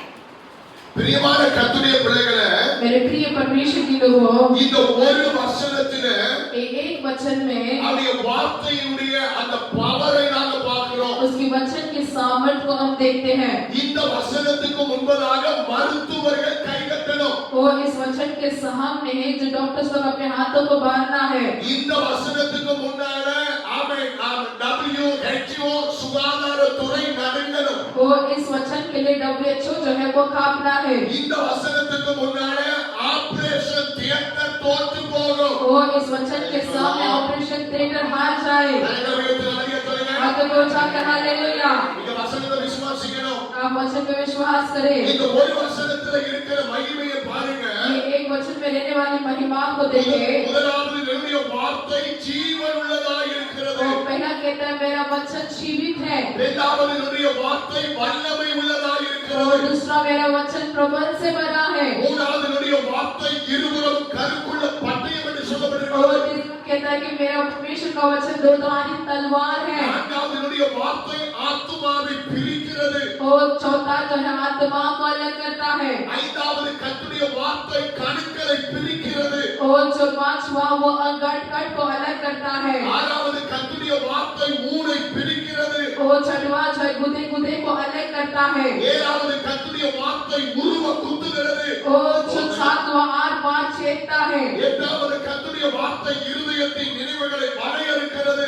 आठवां मन की भावनाओं को वो देखता है। ஒன்பதாவது கர்த்தருடைய வார்த்தை எண்ணங்களை ஆமென் ஸ்தோத்திரம் யோசனைகளை வரையறுக்கிறது. वो आखिरी जो विचारों को वो जांचता है। கரைகளை உயர்த்தி நன்றியை சொல்லுங்க हाथ को उठाकर हालेलुया। அந்த கர்த்தருடைய பிள்ளைகளே मेरे प्रिय परमेश्वर के लोगों, எத்தனை பேருக்குள்ள இப்படிப்பட்ட அனுபவங்கள் நடந்திருக்கிறது. कितने लोगों के अंदर इस तरह का अनुभव हुआ है। இப்படிப்பட்ட அனுபவங்கள் உங்களுக்குள்ளே நடக்காவிட்டால் यदि इस तरह के अनुभव आपके अंदर ना हो, நீங்கள் மனதின் அளவிலே செத்து போயிருக்கிறீர்கள். आप मन के अनुसार मरे हुए हैं। இந்த அனுபவம் உங்களுக்குள்ளே இல்லாவிட்டால் ये अनुभव आपके अंदर ना हो तो நீங்க உயிரோடு இருக்கிறீர்கள். आप जीवित तो हैं, ஆனா கோமாவுக்குள்ளே போய்விட்டீர்கள். लेकिन कोमा में चले गए हैं। நிறைய பேருடைய பெயர் தோமா. अनेक लोगों का नाम तोमा होगा, ஆனா ஆவிக்குரிய விஷயத்துல அவன் கோமாவுக்குள்ள போயிட்டான். लेकिन आत्मिक जीवन में कोमा में गया है। வசன அறிவு இல்லை என்றால் நீங்கள் கோமாவுக்குள்ளே போய்விட்டீர்கள். यदि वचन का ज्ञान नहीं तो आप कोमा में हैं। வசன வெளிப்பாடு இல்லாவிட்டால் நீங்கள் கோமாவுக்குள் இருக்கிறீர்கள். यदि वचन का प्रकटीकरण नहीं तो आप कोमा में हैं। வசனத்தை குறித்த உணர்வு இல்லைவிட்டால் நீங்கள் கோமாவுக்குள்ள இருக்கிறீர்கள். यदि वचन के एक एहसास नहीं तो आप कोमा में हैं। கோமாவிலே இருக்கிற நீங்கள் இன்றைக்கு உயிரடைய வேண்டும். कोमा में रहने वाला आप आज जीवित होना है। ஒரு உணர்வு உண்டாக एक வேண்டும். एहसास आपके अंदर होना இது है। கர்த்தருடைய ஜெப வீடு. ये परमेश्वर का प्रार्थना இங்கே घर है। தேவன் இருக்கிறார். यहाँ परमेश्वर இங்கே उपस्थित है। தேவன் உலாவுகிறார். यहाँ परमेश्वर मंडराता அவர் है। என்னை பார்த்துக் वो கொண்டிருக்கிறார். मुझे देख रहा है, என் எண்ணங்களை அறிகிறார். मेरी सोचों को देखता என் है। இருதயத்தின் நினைவுகளை அறிகிறார். ओ मेरे हृदय की कार्य को वो जानता என் है। யோசனைகளை வரையறுக்கிறார். ओ मेरे सोचों को वो जानता है। என்கிற ஒரு உணர்வு அனுதினம் நமக்கு தேவைப்படுகிறது. ऐसे एक एहसास प्रतिदिन में जरूरी है। இனி காலம் செல்லாது. अब आगे समय नहीं चलेगा। தேவனோடு விளையாட முடியாது. परमेश्वर के साथ अब नहीं खेल सकते, வசனத்தோடு விளையாட முடியாது. वचन के साथ नहीं खेल सकते, ஆராதனையில விளையாட முடியாது. आराधना में नहीं खेल सकते। தேவன் சொல்லுகிறார், परमेश्वर कहता है நான் தேவனானால் என்னுடைய கனம் எங்கே? यदि मैं परमेश्वर हूँ तो मेरा आदर कहाँ है। நான் தேவனானால் என்னுடைய கனம் எங்கே? यदि मैं परमेश्वर हूँ तो मेरा आदर कहाँ है। இந்த ஜனங்கள் உதட்டினால் என்னை மகிமைப்படுத்துகிறார்கள். वो ये लोग होठों से मुझे निंदा करते हैं, ஆனால் அவர்கள் இருதயமோ தூரமாய் இருக்கிறது. वो मुंह से स्तुति करते हैं, लेकिन हृदय उनका मुझसे बहुत दूर है। இந்த கூரைக்கு கீழே அமர்ந்திருக்கிற விசுவாசிகளே, वो दूर बैठे हुए विश्वासियों, நீங்க மனசாட்சியை தொட்டு சொல்லுங்க. आपके मन को छूकर आप कहे, உங்க எத்தனை பேருடைய இருதயம் தூரமாய் இருக்கிறது? आपके कितने लोगों का हृदय दूर है। இயேசு சீக்கிரம் வரப்போகிறார். यीशु जल्द आने वाला है। அன்பு கர்த்தருடைய பிள்ளைகளே, तो मेरे प्रिय परमेश्वर के लोगों, ஆண்டவரை கனப்படுத்த வேண்டிய இடத்துல தேவனை கனப்படுத்த பழகிக் तो கொள்ளுங்க. परमेश्वर को जहाँ आदर देना वहाँ आदर देवे। ஆண்டவருக்கு முதலிடத்தை கொடுங்க. परमेश्वर को पहला स्थान देवे। அவன் வேலைக்கு முதலிடம், वो काम में पहला स्थान, வியாபாரத்துக்கு முதலிடம், व्यापार में पहला, சொந்த பந்தத்துக்கு முதலிடம், रिश्तेदारों को पहला, சோம்பேறித்தனத்துக்கு முதலிடம், वो आलसीपन के लिए पहला स्थान, நித்திரைக்கு முதலிடம், वो नींद के लिए पहला स्थान, அசட்டைகளுக்கு முதலிடம். वो जो तुच्छ करने वाले कार्य को पहला स्थान, ஆண்டவருக்கு நேரம் கொடுக்கிற பயம் இன்றைக்கு சபையில இல்ல. वो परमेश्वर को समय देने वाला भाई लोगों के अंदर कलीसिया में नहीं है। அடி விழ போகிறது. वो मार गिरने पर है। நான்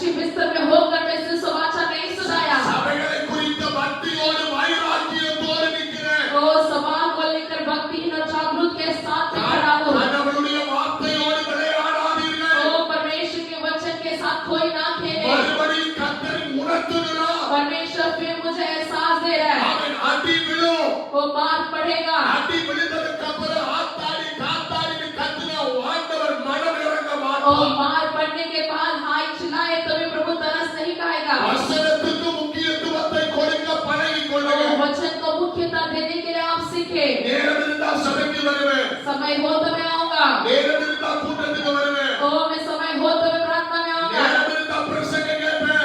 समय हो तो प्रचार सुनूंगा। நீங்க குடிச்சிட்டு வச்ச எச்சி கிளாஸ குடிக்கிறவர் என்னுடைய தேவன் அல்ல.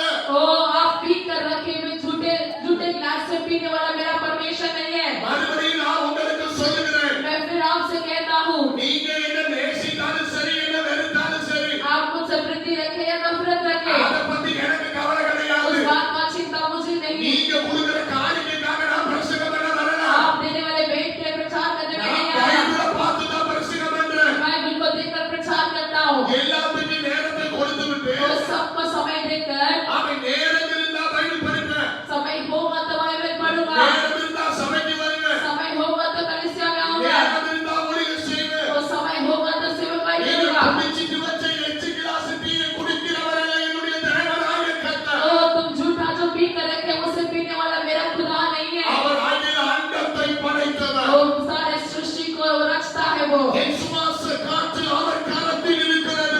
मेरे श्वास जो है उसके हाथों में है। உன்னுடைய மூக்கை ஒரு பத்து வாராங்கள் அடுத்த நிமிஷம் வார்த்தை முடிந்துவிடும். यदि आपके नाक को थोड़ा सा दबाए तो अगला क्षण तुम्हारी प्राण छूट जाएगी। சபையை குறித்த ஒரு பயம் நமக்கு தேவை. कलीसिया को लेकर एक भय हमें चाहिए। ஊழியத்தை குறித்த ஒரு பயம் நமக்கு தேவை. सेवकाई को लेकर एक भय हमें चाहिए। இயேசுவின் ரத்தத்தை குறித்த நடுக்கம் நமக்கு தேவை. यीशु के लहू को लेकर एक खांपना हमारे अंदर चाहिए। வசனத்தை குறித்த பயம் நமக்கு தேவை. वचन को लेकर एक भय हमें चाहिए। கரங்களை உயர்த்தி நல்ல சொல்லுங்க हाथों பார்க்கலாம். को उठाकर हालेलुया। நான் உங்களை பயமுறுத்த வரவில்லை. मैं आपको डराने नहीं आया। இனி காலம் செல்லாது என்பதை சொல்ல வந்திருக்கிறேன். ये कहने आया कि अब आगे समय नहीं चलेगा। நான் உங்களை குஷிப்படுத்துகிற பாஸ்டர் அல்ல. मैं आपको आनंद करने वाला दास नहीं। நான் உங்களுக்கு செழிப்பை பற்றி பேசுகிற ஊழியக்காரன் அல்ல. मैं बहुतायत को लेकर बोलने वाला दास नहीं। ஆசீர்வாதம் என்று பொய்யாய் வேலையிலே பேசுகிறவன் அல்ல. और आशीष आश्रित झूठा में वेदी से कहने वाला दास भी नहीं। அவன் யாரை கர்த்தர் ஆசீர்வதிப்பார்? वो प्रभु किसे आशीष करता है? பிடிக்க வேண்டியதை பிடிக்கினான், நாட்ட வேண்டியதை நாட்டுவான். वो जिसे वो काट जहाँ बोला वहाँ वो बोलता है। பிரியமான கர்த்தருடைய பிள்ளைகளே, मेरे प्रिय परमेश्वर के लोगों, நீங்கள் தூங்கினாலும் यदि आप सोए तो भी உங்களுக்கு நேர अனுப்பப்பட்ட வாக்குத்தத்தம் தூங்குவது இல்லை. आपकी और बेचा गया प्रतिज्ञा नहीं सोती है। விசுவாசத்துல கையை தெளிய சொல்லுங்க. विश्वास के साथ को उठाकर हालेलुया। ஒரு விவசாயியை எடுத்துக்கொள்ளுங்க. एक खेती करने वाले को लीजिए। அவன் விதையை அவன் மண்ணிலே விதைக்கிறான். वो बीज को भूमि पर बोता है। அவன் விதைத்து விட்டு அந்த வரப்பு அருகிலே அவன் விடிய விடிய உட்கார்ந்திருக்க மாட்டான். वो वहाँ पे बो कर पूरी रात बैठकर बोर होने तक इंतजार नहीं करेगा। वो ऊपर से அவன் விதைத்து விட்டு அதுக்கப்புறம் அவன் இரவிலே உறங்குவான். वो वहाँ बो कर फिर रात को वो सोता है। ஆனால் அந்த விதையானது உறங்காது. लेकिन वो जो बीज है वो कभी नहीं सोती। அதே போலதான் இந்த சபைக்கான விசுவாசிகளுக்காக பல வருஷமாய் தேவன் நிறைய வார்த்தைகளை விதைத்திருக்கிறார். ऐसे इस कलीसिया में विश्वास के परमेश्वर ने एक सारा से वचन को बोया है। இந்த 3 நாள் கர்த்தர் விதைத்துக் கொண்டிருக்கிறார். 3 दिन से प्रभु आपके बीच में बो रहा है। ஊழியக்காரனே, वैसे बात நீங்கள் तूங்கினால் உங்களுக்காக விதைக்கப்பட்ட வார்த்தை தூங்காது. तो यदि आप सोए तभी तुमने बोया और बीज सोता नहीं है। விசுவாசிகளே, विश्वासियों, நீங்கள் तूங்கினால் உங்களுக்காக விதைக்கப்பட்ட வார்த்தை தூங்காது. यदि आप सोए तभी आपके लिए बोया गया बीज सोएगा नहीं। அருமையான கர்த்தருடைய பிள்ளைகளே, मेरे प्रिय परमेश्वर के लोगों, ஆண்டவருடைய வார்த்தை ஒரு மனிதனுக்குள்ளே சாதாரணமாக வராது. परमेश्वर का वचन एक मनुष्य के अंदर साधारण रीति से नहीं आएगी। எத்தனை பேர் விசுவாசிக்கிறீங்க? कितने लोग विश्वास करते हैं? அது ஆவியாய் இறங்கும். वो आत्मा के साथ उतर आता அது है। அக்கினியாய் वो இறங்கும். अग्नि के साथ उतर आता அது है। வல்லமையாய் वो இறங்கும். सामर्थ के साथ उतर आता है। அது தேவ பலத்தோடு இறங்கும். प्रभु के बल के साथ उतर आता है। அது ஆவியினால்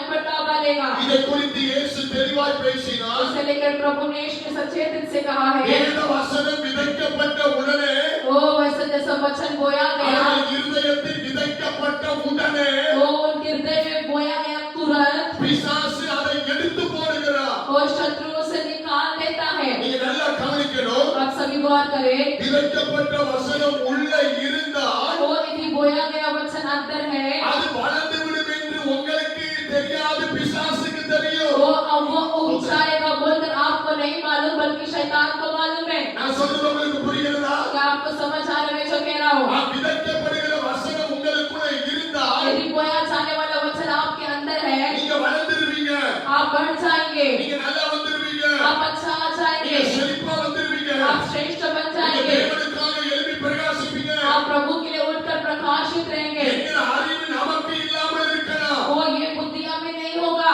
பிசாசுக்கு அந்த அறிவு இருக்கிறதுனால் लेकिन शत्रु को वो बुद्धि है, इसीलिए விதைக்கப்பட்ட உடனே டக்குன்னு அவன் எடுத்து விடுகிறான். वो बोया तुरंत वो निकाल देता है। சாத்தான் வசனத்தை எடுத்து போடுவது என்பது वो शत्रु वचन को निकालना मतलब பிரசங்க நேரத்திலே தூங்க வைப்பார். प्रचार के समय वो नींद को देता है। நான் சொல்றது உங்களுக்கு புரியுதா? क्या आपको समझ आ रहा है? அதான் விதைக்கப்பட்ட உடனே டக்குன்னு தூக்குறான். मतलब बोया गया तुरंत वो निकाल देता है। உடனே எடுப்பது என்பது பிரசங்க நேரத்திலே वो कहा जैसा प्रचार के समय तुरंत कैसा निकालता है। விளையாட்டு கவனிங்க. காலேஜ்ல பாடசாலையில போய் உட்கார்ந்து தூங்குனா என்ன பண்ணுவாங்க? बच्चे ध्यान दीजिए, जब कॉलेज में जाकर वो लोग सोएंगे तो क्या होगा? என்ன பண்ணுவாங்க தம்பி? क्या करेंगे उधर जाके? அம்மா அப்பாவை கூப்பிட்டு பெஸ்ட் வான் பண்ணுவாங்க. वो माँ को बुलाकर पहले वो ऑन करेंगे, மறுபடியும் தூங்குனா என்ன பண்ணுவாங்க? फिर सोए तो क्या करेंगे? அடிச்சு தூக்கி லாஸ்ட் பெஞ்சில தூக்கி வீசிடுவாங்க. मार कर आखिरी बेंच पे बिठा देंगे। நீ யாரோட பிள்ளையா இருக்கலாம், तुम किसका भी बच्चा रहो, வாரிசோட பிள்ளையா இருந்தாலும் तुम करोड़पति का ही बच्चा रहो, நீ யார் பிள்ளையா இருக்கலாம், तुम किसका भी बच्चा रहो, தேவனுக்கு முன்னால நம்ம எல்லாம் சீரோம். और परमेश्वर के सामने आप सब शून्य है। தேவனுடைய வசனத்துக்கு முன்னால நம்ம எல்லாம் சமம். जो वचन के सामने आप सब शून्य है। அப்ப பாடசாலையில ஒரு மாணவன் தூங்குனா எங்க தூக்கி போடுவாங்க? यदि हम कॉलेज में कोई बच्चा सोए तो क्या करते हैं? லாஸ்ட் பெஞ்சில போடுவாங்க. उठाकर लास्ट बेंच पे बिठा देते हैं। லாஸ்ட் பெஞ்சில நீ தூங்குனா அடுத்து உனக்கு என்ன பேர் கிடைக்கும்? और लास्ट बेंच में यदि आप सोए तो आपका क्या नाम होता है? தேராது. ये कभी आगे नहीं आएगा, இது தேராது. ये आगे नहीं आएगा कभी, இது என்ன செய்யாது? ये क्या नहीं होगा, இது தேராது. ये कभी आगे नहीं बढ़ेगा। மறுபடியும் நீ ரொம்ப தூங்கிட்டே இருந்தா என்ன நடக்கும்? समझो फिर और आओ सोता रहे तो அம்மா அப்பாவை கூப்பிட்டு பிள்ளையா பெத்து வச்சிருக்கிற, माता पिता को बुलाकर बोले कि तू बच्चे को जन्म दिया है, டிசியை கிழிச்சு किसी को देखकर फाड़ कर அம்மா அப்பா வேதனைப்படுத்தி माता पिता को दुख देकर கூட்டிட்டு போய் வீட்டுக்கு சொல்லுவாங்க. ले जाओ घर पे बोल देते ஒரு हैं। பாடசாலையிலே இந்த கண்ட்ரோல் இருக்குமானால் और स्कूल में ये कंट्रोल है, இது கர்த்தருடைய ஜெப வீடு. परमेश्वर का प्रार्थना का घर है। கரைக்குளவியத்தில் அழகிய சொல்லுங்க अंत பார்க்கலாம். को जाकर हालेलुया। நீங்க சென்னை பெரிய பெரிய பெங்களூர் கோயம்புத்தூர் பெரிய பெரிய பட்டணத்துல பெரிய சபையில என்ன நடக்குது தெரியுமா? तो चेन्नई बेंगलुरु या बड़ी बड़ी कलीसिया में ऐसा होता है, ஆயிரக்கணக்கான ஆத்துமா இருக்கிற சபையில எப்படி போகுது தெரியுமா? वो हजारों लोग कलीसिया में कैसे जाते हैं, ஆம்பளை பொம்பளை எல்லாம் ஒண்ணா உட்கார்ந்து அரட்டடிச்சிட்டு இருக்கா. वो जो पुरुष स्त्री सब एक साथ बैठकर वहाँ गप्पे लड़ाते हैं। மேலையில பாஸ்டால கட்டிக்க முடியல. और जो स्टेज वेदी पे होने वाला डांस वो कठिन नहीं कर पाते, சபையில உட்கார்ந்து நடமாடிட்டு இருக்கா. वो कलीसिया में बैठकर नाचते हैं, சபையில உட்கார்ந்து செல்போனை தேய்ச்சிட்டு இருக்கா. कलीसिया में बैठकर मोबाइल को देखते हैं, சபையில உட்கார்ந்து சாட் பண்ணிட்டு இருக்கா. कलीसिया में बैठकर चैटिंग करते हैं। அவங்களால சொல்ல முடியல. वो लोग नहीं बोल पाते हैं, ஏன்னா சத்தியத்தை சரியா சொன்னா வருவாய் தண்டனை இதுவே கட்டி போயிடும். वो यदि सत्य को सत्य के रूप में कहे तो आने वाली दंड नहीं நீங்க मिलेगी। பாருங்க, எங்களுக்கு தேவை வருவாய் தண்டனை இதுவே இல்ல. वो हमें जो ये आने वाली दंड नहीं, எங்களுக்கு தேவை சபையில கோதுமைகள் ஆமை தேவனுக்காக எழுத வேண்டும். वो हमें जो चाहिए कलीसिया में गेहूं के दाने उपजते रहे, பாதர்கள் அக்கினியில சுட்டரிக்கப்பட வேண்டும். वो इस तरह की जो खाद्य अग्नि में राख किया जाए। அப்ப விதைக்கப்பட்ட வசனத்தை உடனே எடுப்பது என்பது तो बोए हुए वचन को तुरंत निकालना मतलब பிரசங்க நேரத்திலே தூங்க வைப்பார். प्रचार के समय वो नींद को देता है, பிரசங்க நேரத்தில் அசதியை वो தருவார். प्रचार के समय आलसीपन को देता है, பிரசங்க நேரத்திலே அசதியை தருவார். प्रचार के समय आलसीपन को देता है, பிரசங்க நேரத்தில் தான் பிள்ளைகளை வேடிக்கைப்படுத்துவார். प्रचार के समय बच्चों को यहाँ वहाँ मन फिराता है, பிரசங்க நேரத்தில் தான் வெளியே உள்ள போய் கொண்டிருப்பார்கள். प्रचार के समय अंदर बाहर करते रहते हैं, பிரசங்க நேரத்தில் தான் சில பேர் பிள்ளைகளோடு விளையாடுவார்கள். प्रचार के समय कुछ लोग बच्चे के साथ खेलते हैं, எனக்கு பிறந்த பிள்ளை எனக்கு முக்கியமல்ல, எனக்கு என் தேவனுடைய வார்த்தை தான் முக்கியம். तो मैंने जन्म दिया बच्चा मेरे महत्व महत्व नहीं बल्कि मेरा परमेश्वर का वचन मुझे महत्व देता है। என் தேவனை விட என் பிள்ளை எனக்கு முக்கியமானால் அடுத்த நிமிஷமே என் பிள்ளையை கர்த்தர் எடுத்துருவார். ओ यदि मेरे परमेश्वर से बढ़कर मेरा बच्चा मेरे लिए महत्व है तो अगला क्षण परमेश्वर बच्चों को ले लेता है। என் தேவனை விட என்னுடைய வருமானம் எனக்கு முக்கியம் என்றால் அடுத்த நிமிஷம் ஒரு செகண்ட்ல கர்த்தர் சீரோட கொண்டு ओ यदि வந்து मेरे परमेश्वर से बढ़कर मेरी कमाई करने बढ़ा तो अगला क्षण परमेश्वर उसी कार्य को ले लेता है। ஊழியக்காரன் கத்து சில பேருக்கு தாராட்டு ஆத்துற மாதிரி இருக்கு. ओ सेवक चिल्लाता है जो वो ऐसा लगता है कि वो लोरी सुना रहा है। எந்த தாய் தகப்பன் தன் பிள்ளைகளை கண்டிக்கிறார்களோ அந்த தாய் தகப்பனுக்கு அந்த பிள்ளைகள் மேல அன்பு அதிகம். ओ जो माता पिता अपने बच्चों को डांटते हैं वहाँ पे उस बच्चे पर प्रेम अधिक होता है। எந்த ஊழியக்காரன் விசுவாசிகளை கண்டிக்கிறாரோ அந்த ஊழியக்காரனுக்கு விசுவாசிகளை குறித்த அக்கறை ओ இருக்கிறது. जो सेवक अपने विश्वासी को डांटता है वहाँ उन पर एक प्रेम है। நீங்க எங்க வேணாலும் போங்க, आप कहाँ भी जाए, நீங்க எது வேணாலும் செய்யுங்க, आप कुछ भी करें, நீங்க எப்படி வேணாலும் வாழுங்க, आप कैसे भी जिए, ஆனா எனக்கு கொடுக்க வேண்டியதை கொடுத்துருங்க, लेकिन मुझे जो देना आप दे எனக்கு दीजिए। அனுப்ப வேண்டியதை அனுப்புங்க. और मेरी और जो भेजना उसे भेज உங்க दीजिए। பெயரை நேம் லிஸ்ட்ல கொண்டு வர்றோம். और तुम्हारे नाम को नेम लिस्ट में लाओ। அது சரியான உபதேசம் அல்ல. वो सही उपदेश नहीं है। அந்த நன்மை பூமியில முடிந்து விடுகிறது. वो भलाई पृथ्वी के साथ समाप्त हो जाती है। உங்க பொக்கிஷத்தை இங்க வைக்காதீங்க, உங்க பொக்கிஷத்தை அங்க வைங்க. आपकी दौलत को यहाँ नहीं बल्कि आपकी दौलत को वहाँ रखे। நான் மத்தேயு என்று சொல்லுவேன், जैसा मैं कहूँगा, நீங்க ஆதியாகமத்துல போய் நிப்பீங்க.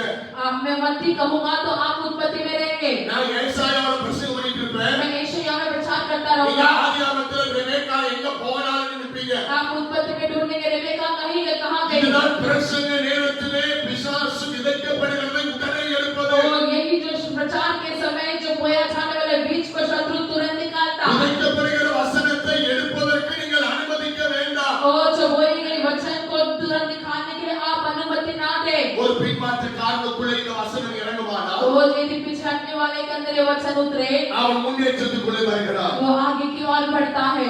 அவன் சாகிற நிலவரத்தில் உள்ளவனுக்குள்ளே இந்த வசனம் இறங்குமானால் यदि मरने की स्थिति में रहने वाले पर ये वचन उतर आए तो அவன் உயிர் மீட்சி அடைக்கப்படுகிறான். वो उसके अंदर एक जीवित जीवन होता है। பாவிக்குள்ளே இந்த வசனம் இறங்குமானால் यदि पापी के अंदर ये वचन उतर आए அவன் பரிசுத்தமானாய் மாறுகிறான். वो पवित्र बनता है। விழுந்து கிடக்கிறவனுக்குள்ளே இந்த வசனம் இறங்குமானால் यदि गिरे हुए के अंदर ये वचन उतर आए அவன் விசுவாசத்தில் எழும்பி நிற்க वो ஆரம்பிக்கிறான். विश्वास में उठकर खड़ा होगा। பாவியற்றவனுக்குள்ளே இந்த வசனம் இறங்குமானால் तो जो अंधे के अंदर ये वचन उतर आए அவன் மனக்கண்கள் திறக்கப்படுகிறது. तो उसके जो अंधे आंखें जो खुल जाएगी। செவிடனுக்குள்ளே இந்த வசனம் இறங்குமானால் यदि बहर के अंदर जो वचन அவனுடைய उतर आए சரீரம் திறக்கப்படுகிறது. तो उसके कान खुल जाते हैं। கலைஞர்களுக்கு அதிக तो சொல்லப்பட்டது. वो जाके हालेलुया। ஆனபடியால் சபையிலே பேசுகிறவர் மனிதன் அல்ல, சபையிலே பேசுகிறவர் பரிசுத்த ஆவியானவர். और इसलिए कलीसिया में भेंट करने वाला मनुष्य नहीं बल्कि पवित्र आत्मा है। கலைஞர்களுக்கு அதிக சொல்லப்பட்டது. तो जाकर हालेलुया। இன்னைக்கு अनेक சபைகளிலே 1 மணி நேர ஆராதனை.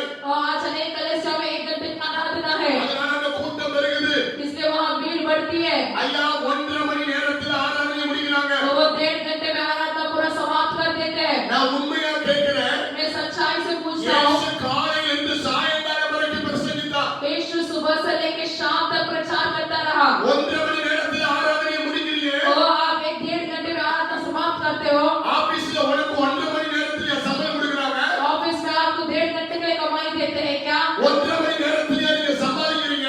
और क्या 1.5 घंटे में आप कमाई करते हैं? 8 மணி நேரம் வேலை செய்ய வேண்டும். 8 घंटा आपको काम करना है, 12 மணி நேரம் வேலை செய்ய வேண்டும். 12 घंटा आपको काम करना है। ஒரு மருத்துவமனைக்கு போனாலே यदि आप डॉक्टर अस्पताल में जाए பல மணி நேரம் வெயிட் பண்ண வேண்டும். घंटों तक वहाँ इंतजार करना ஒரு पड़ेगा। ஃளைட் பிடிக்க போனாலே एक फ्लाइट पकड़ने आप जाए பல மணி நேரம் வெயிட் பண்ண வேண்டும். घंटों तक वहाँ इंतजार करना पड़ेगा। ஏழைப்படியான நன்மைகளை பெற்றுக் கொள்வதற்காக பல மணி நேரங்களை தியாகம் பண்ணுகிற நீங்கள் वो अनेक भलाई को पाने के लिए घंटों तक बिताने वाले आप ஐயா எப்படி ஐயா 1.5 மணி நேரத்தில் ஆராதனையை முடிக்க மனசு வருகிறது? 1.5 घंटे में आराधना समाप्त करने का मन कैसे आता है? கலைஞர்களுக்கு நிறைய சொல்ல பார்க்கலாம். हाथों को उठा कर हालेलुया।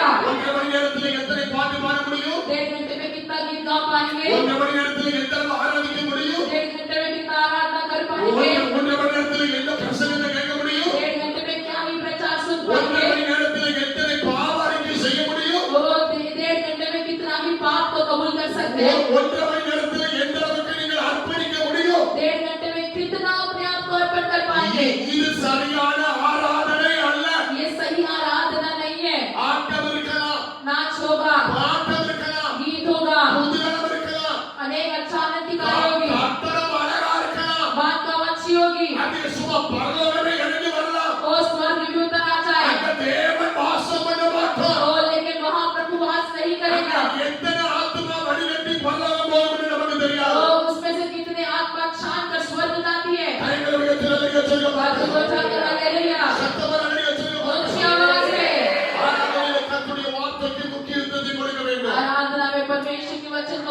दीजिए। எங்கள் சபைக்கு நான் தைரியமாய் சொல்லுவேன், मेरी कलीसिया में हिम्मत के साथ कहता हूँ, தேவனுடைய வார்த்தையை கேட்க சக்தி இல்லாதவர்கள் சபைக்கு வரக்கூடாது என்று எங்கள் சபைக்கு பிரசங்கமாக ओ मैं मेरे कलीसिया में ऐसा उपदेश देता हूँ, परमेश्वर के वचन को सुनने का शक्ति नहीं तो आप कलीसिया में ना आए। பிரசங்கத்தை கேட்க சக்தி இல்லாதவர்கள் சபைக்குள் வரக்கூடாது என்று சொல்லுவேன். आपको सुनने का शक्ति नहीं है तो कलीसिया में ना आए मैं कहता हूँ। பிரசங்கத்தை கேட்க சக்தி இல்லாதவர்கள் இடுப்பு எலும்பு முறிந்தவர்களுக்கு சமானம். ओ जो प्रचार सुनने का शक्ति नहीं उसका मतलब है कि उनकी कमर और जो हड्डियां टूटे हुए के समान है। இன்றைக்கு சபைகளிலே வசனத்தை குறித்த பயம் இல்லை, दिनों में कलीसिया में वचन को लेकर भय नहीं है, கடவுளுடைய வார்த்தையை குறித்த அக்கறை இல்லை. पति कहने वाले बातों में कोई कार्य नहीं। பிரியமான கர்த்தருடைய பிள்ளைகளே, मेरे प्रिय परमेश्वर के लोगों, நம்மளால தேவனுடைய வசனத்தை கேட்க முடியல, हम परमेश्वर के वचन को नहीं सुन पाते, ஆனா பிசாசு வசனத்தை கேட்கிறான். लेकिन शत्रु वचन को सुनता है। நம்மளால வசனத்துக்கு கீழ்ப்படிய முடியல,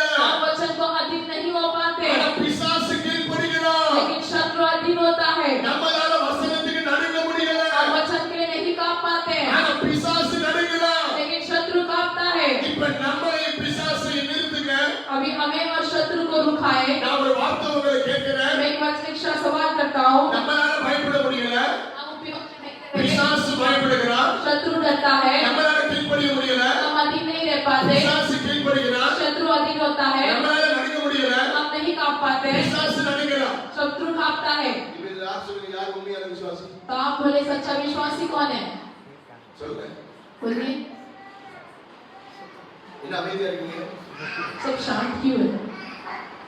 பிசாசு வசனத்துக்கு கீழ்ப்படிகிறான், शत्रु वचन का अधीन होता है, பிசாசு வசனத்துக்கு பயப்படுறான், वचन को लेकर डरता है, वो பிசாசு வசனத்துக்கு நடுங்கிறான். वचन के लिए कांपता भी है। இப்ப இது யார் உண்மையான விசுவாசி? तब इसमें सच्चा विश्वासी कौन है? பிசாசு தான் உண்மையான விசுவாசி. शत्रु सच्चा विश्वासी है। இயேசு உண்மையான விசுவாசி யாரா இருக்கிறார்? यीशु के लिए सच्चा विश्वासी कौन है? பிசாசு விசுவாசியா இருக்கிறார். शत्रु है। நம்ம பிசாசை விட அடிமட்டத்தில் தள்ளப்படுறோம். हम शत्रु से भी नीचे गिराए जाते हैं। चौकसी के साथ रहे, பக்கத்துல கை பிடிச்சு சொல்லுங்க, अपने बाजू वाले हाथ पकड़ कर कहे, ரொம்ப கவனம். बहुत चौकसी के साथ रहे। பிரியமான கர்த்தருடைய பிள்ளைகளே, मेरे प्रिय परमेश्वर के लोगों, நான் அழகாய் ஒரு அஸ்திபார உபதேசத்தை போட்டு ஜெபிக்க விரும்புகிறேன். और हमें एक अच्छी नींव डालकर प्रार्थना करना है। யோவான் சுவிசேஷம் 12ஆம் அதிகாரம் 48ஆம் வசனம். यूहन्ना सुसमाचार 12 का 48 कहता है, நல்ல சத்தம் உயர்த்தி ஒருவர் வாசிக்க பார்க்கலாம். कोई ऊंची आवाज में पढ़िए, இது ஆண்டவர் இயேசுவே சொன்ன வார்த்தை. ये यीशु स्वयं से कहा है, அதனால நான் பயந்துதான் ஆக வேண்டும். इसलिए मुझे डरना ही है। யோவான் 12:48. 12 का 48 यदि हम उसे यूं ही छोड़ दें, नहीं, जो मुझे तुच्छ जानता है हाँ। और मेरी बातें ग्रहण नहीं करता है, हाँ। उसको दोषी ठहराने वाले तो एक है, अर्थात जो वचन मैंने कहा है वही पिछले दिन में उसी दोषी ठहरेगा।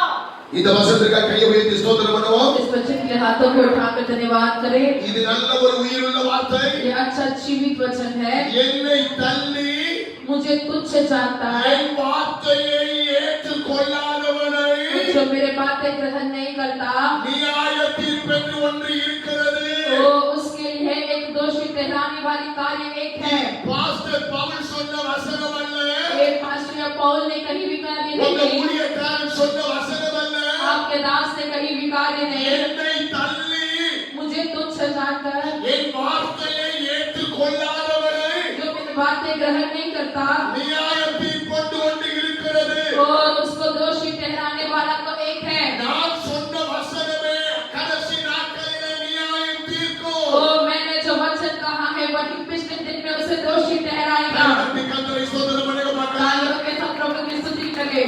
அப்ப சரியாய் वचनத்தை கேட்டு तो सही से वचन को सुनकर, சரியாய் वचनத்தை கவனித்து सही से वचन को सुनकर, சரியாய் वचनத்துக்கு கீழ்ப்படிந்து सही से वचन का अधीन होकर, ஆமே நாம் கர்த்தருக்கு பயந்து வாழ मैं வேண்டும். प्रभु का पैमान कर जियो। அப்பதான் அங்கே ஈரத்தன்மை உண்டாகிறது, और तभी वहाँ पे गीलापन होगा, அப்பதான் அங்கே விளைச்சல் உண்டாகிறது, तभी वहाँ उपज होगी, அப்பதான் அது ஆகாரமாய் மாறுகிறது. और तभी वो भोजन में बदलता है। சங்கீதக்காரனாகிய தாவீது சொல்லும்போது और சொல்லுகிறார், भजन संहिता लिखने वाला दाऊद कहता है, 119ஆம் சங்கீதம் 81ஆம் வசனத்திலே, ओ 119 का 81 कहता है, உம்முடைய ரட்சிப்புக்காக என் ஆத்துமா தவிக்கிறது, ओ मेरे उद्धार के लिए मेरा आत्मा गिड़गिड़ाता है, உம்முடைய வசனத்திற்காக நான் காத்திருக்கிறேன். ओ तेरे वचन का मैं बाट जोता हूँ। நான் சபையை பார்த்து ஒரு கேள்வி கேட்கிறேன், मैं कलीसिया से सवाल करता हूँ, எத்தனை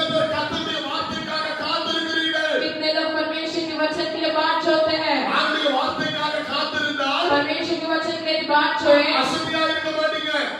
आप यूं ही आलसी नहीं रहेंगे। ஆண்டவருடைய வார்த்தைக்காக காத்திருந்தால் यदि परमेश्वर के वचन के लिए बात छोड़े, டைமை பார்த்து பார்த்து உட்கார்ந்து இருக்க மாட்டீங்க. टाइम को देख देख कर नहीं बैठेंगे। இங்க பரிசுத்தவான் சொல்லுகிறார், या पवित्र व्यक्ति कहता है, எனக்கு எப்ப விடுதலை வரும் என்று உம்முடைய வசனத்துக்காக காத்திருக்கிறேன். तो मुझे कब छुटकारा मिलेगा इसलिए मैं तेरे वचन की आशा लगाए रहता हूँ। எனக்கு எப்ப ஆறுதல் கிடைக்கும் என்று உம்முடைய வார்த்தைக்காக कब காத்திருக்கிறேன். मुझे शांति मिलेगा मैं उसकी आशा लगाए रहता हूँ। எனக்கு எப்ப நிம்மதி கிடைக்கும் என்று உம்முடைய வார்த்தைக்காக காத்திருக்கிறேன். कब मुझे शांति मिलेगा इसलिए तेरे वचन की आशा लगाए रहता हूँ। என்னுடைய பிள்ளைகளுக்கு எப்ப நல்ல எதிர்காலம் கிடைக்கும் என்று உம்முடைய வார்த்தைக்காக காத்திருக்கிறேன். कब मेरे बच्चों को अच्छा भविष्य मिलेगा करके तेरे वचन की आशा लगाए रहता हूँ। என் வாழ்க்கையில எப்ப விடுதலை உண்டாகும் என்று உம்முடைய வார்த்தைக்காக காத்திருக்கிறேன். ओ मेरे जीवन में कब छुटकारा होगा इसलिए मैं तेरे वचन का आशा लगाए रहता हूँ। 19ஆம் அதிகாரத்திலே சங்கீதக்காரன் சொல்லுகிறார், वो 119 वचन में दाऊद कहता है, 147ஆம் வசனத்திலே சொல்லுகிறார், 147 में कहता है, அதிகாலையிலே நான் எழுந்து சத்தமிட்டேன். तो मैं पाँव पड़ते ही मैं दुहाई दिया। நான் சொல்வது உங்களுக்கு புரிகிறதா? क्या आपको समझ आई है?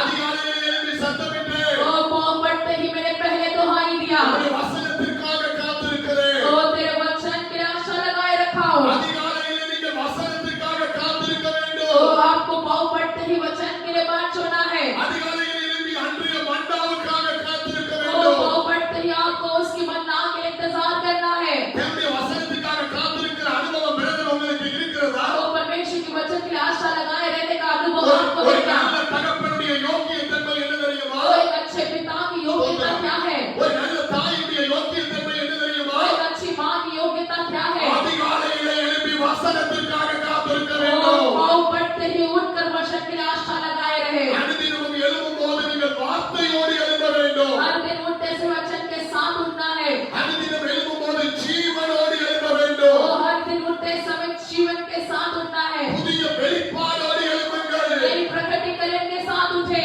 காலையில் எழும்பும்போது புதிய புதிய பிரச்சனையோடு எழும்பக்கூடாது. तो भोर को उठते ही नई नई समस्या के साथ ना उठे। காலையில் எழும்பும்போது குழப்பத்தோடு எழும்பக்கூடாது. भोर को उठते समय गड़बड़ी के साथ ना उठे। பயத்தோடு சந்தேகத்தோடு எழும்பக்கூடாது. भय और संदेह के साथ ना उठे। அதிகாலையிலே எழும்பும்போது நீங்கள் கர்த்தருடைய வசனத்தோடு எழும்ப வேண்டும். रोज को जब आप उठते वचन के साथ उठे। கரங்களை உயர்த்தி நிறைய சொல்ல மாட்டாங்க.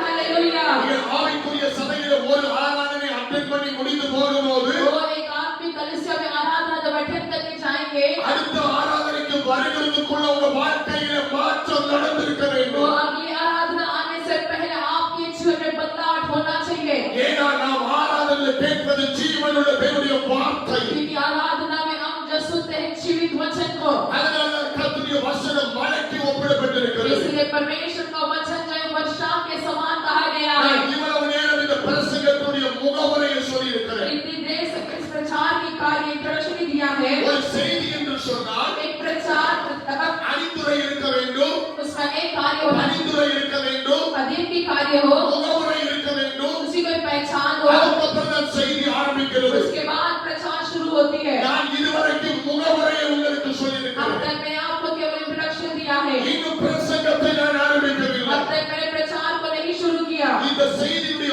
முதல் அஸ்திபாரம் என்ன தெரியுமா? इस प्रचार का पहला नींव ये है, ஆமென். யாக்கோபுக்கு எழுதின நிருபம் याकूब का पुस्तक முதலாவது அதிகாரம் पहला अध्याय 18ஆம் வசனத்தை 18वां वचन। ஒருவர் வாசிக்க கேட்போம். कोई जन पढ़िए। இந்த முதல் பாயிண்டை மாத்திரம் காண்பித்து நான் ஜெபிக்க விரும்புகிறேன். केवल इसको दिखाकर मैं प्रार्थना करूंगा। उसने अपनी ही इच्छा से हाँ। हमें सत्य वचन के द्वारा उत्पन्न किया, ताकि हम उसकी सृष्टि की हुई वस्तुओं में से एक प्रकार के प्रथम फल हो। ஏற்கனவே பரிசுத்த பேதுரு ஒரு வார்த்தையை சொன்னார். पहले से पवित्र वचन को कहा, அறிவில்லாத வித்தினால் மறுபடி ஜெபிக்கப்பட்டீர்கள். तो बुद्धि के बिगड़ फिर एक बार जन्म लिए, अविनाशी से फिर एक बार जन्म लिए गए हैं। இங்க பரிசுத்த யாக்கோபு சொல்லுகிறார், यहाँ पवित्र याकूब कहता है, ஆமென், அவர் சித்தம் கொண்டு वो उसकी योजना से நம்முடைய சிருஷ்டிகளிலே நாம் वो मैं अपने उसकी सृष्टि को उत्पन्न किया गया। முதற் பலன் ஆவதற்கு நம்மை சத்திய வசனத்தினால் ஜெனிப்பித்தார். वो उसने अपनी ही इच्छा से हमें सत्य वचन के द्वारा उत्पन्न किया। சொல்லுங்க, அற்புதத்தினால் ஜெனிப்பித்தார். இல்லை, वो अद्भुत से नहीं सृष्टि किया, அடையாளத்தினால் ஜெனிப்பித்தார். இல்லங்க, वो जो चिन्ह से उसने किया नहीं, தீர்க்கதரிசனத்தினால்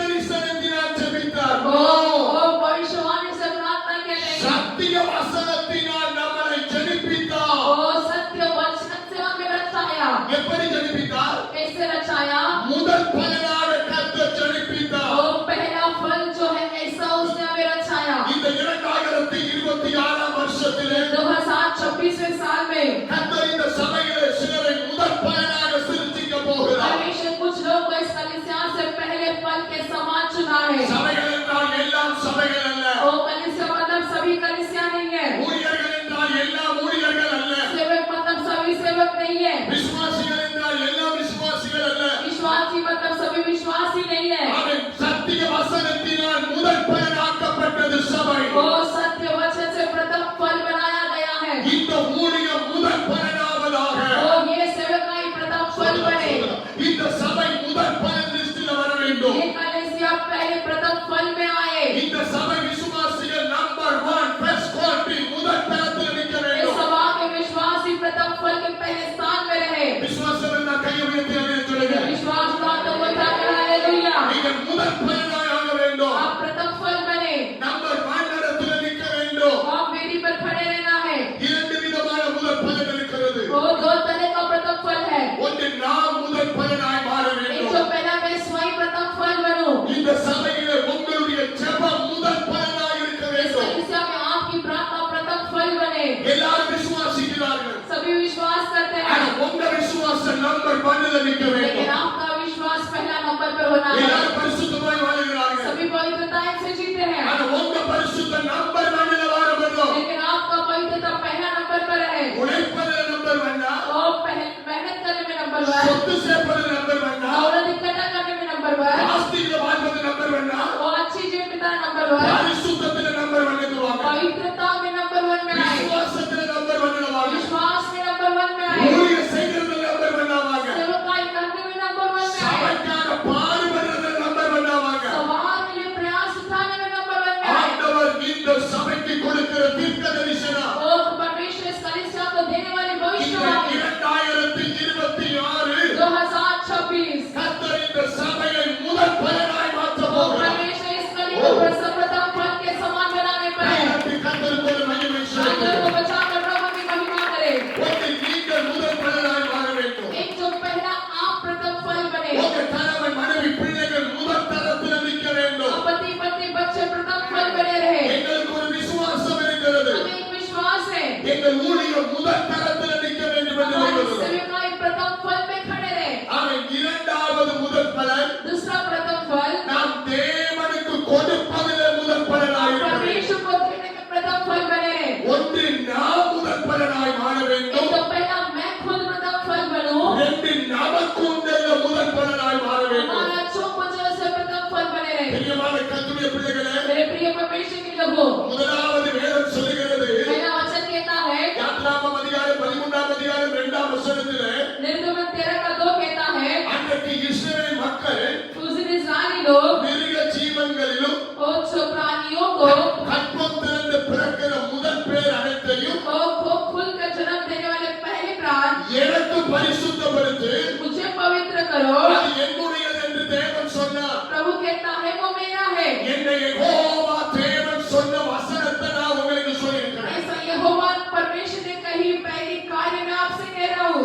ஒரு கொஞ்ச நேரம் நீங்க நல்ல திறந்த கண்களோடு நல்லா கவனிங்க.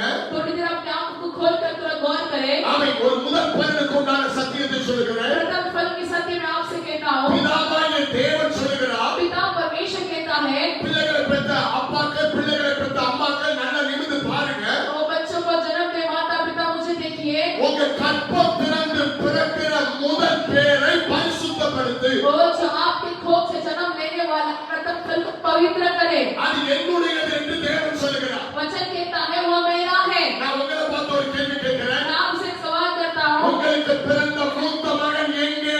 आपको जन्म आपने जन्म दिया पहला बेटा உங்களுக்கு किधर है? பிறந்த மூத்த பொம்பளை பிள்ளை எங்கே?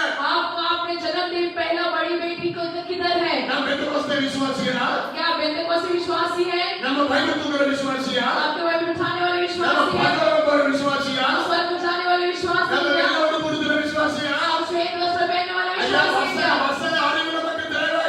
वचन का ध्यान हमें चाहिए। நம்ம வசனத்துக்கு பயப்படுறோமா? आपके वचन के डरते हैं, நம்ம वचनத்துக்கு கீழ்ப்படிகிறோமா? आपके वचन का अधीन होते हैं। உங்க பாஸ்டர் என்ன கூப்பிட்டாலும் சரி கூப்பிடாட்டாலும் சரி, आपके दास मुझे बुलाए ना எங்க बुलाए, தேவனாகிய கர்த்தர் சொல்றாரு, मेरा प्रभु परमेश्वर कहता है, உங்க கற்பம் திறந்து பிறந்த முதல் மகனை முதல் மகளை பரிசுத்தப்படுத்து. वो जो आपके कोख से जन्म लिया पहला बेटी या बेटा उसे द्रोहित न அது करे, என்னுடையது என்று சொல்லுகிறார். वो मेरा है, प्रभु कहता है। மூன்றாம் உலக யுத்தம் வரப்போகிறது. दूसरा वर्ल्ड वॉर आने पर है, திடீரென்று ராணுவத்திலே ஆட்கள் இல்லை, वो सैनिक में अभी लोग कम है, நாட்டுக்காக போராட யாருமே இல்லை. देश में लड़ने के लिए कोई नहीं है। மோடி அறிவிப்பு கொடுக்கிறார், मोदी ने तो सूचना दिया, நாட்டை காப்பாற்ற வீட்டுக்கு ஒருத்தன் வா என்று और சொல்லுகிறார். देश को बचाने के लिए घर से एक उठ कर आए। மோடி அறிவிப்பு கொடுத்தால் நம்ம பிள்ளையை கொடுத்துதான் ஆக வேண்டும். और यदि मोदी ने अनाउंसमेंट किया तो अपने बच्चों को देना ही இது है। மோடியினுடைய அறிவிப்பு அல்ல. और ये मोदी का सूचना नहीं है, அகில அண்டத்தை படைத்த என்னுடைய யெகோவா தேவனுடைய அறிவிப்பு. सारे सृष्टि का रचना करता उसका जो ये कार्य है। உங்க கற்பத்திலே பிறந்த மூத்த மகனை எனக்கு கொடு என்று சொல்லுகிறார். तुम्हारे कोख से जन्म लिए बड़े बेटे को मुझे देवे, உங்க கற்பத்திலே பிறந்த மூத்த பொம்பளை பிள்ளையை எனக்கு கொடு என்று தேவன் சொல்லுகிறார். तुम्हारे कोख से जन्म लिए बड़ी बेटी को मेरे दे, प्रभु कहता है।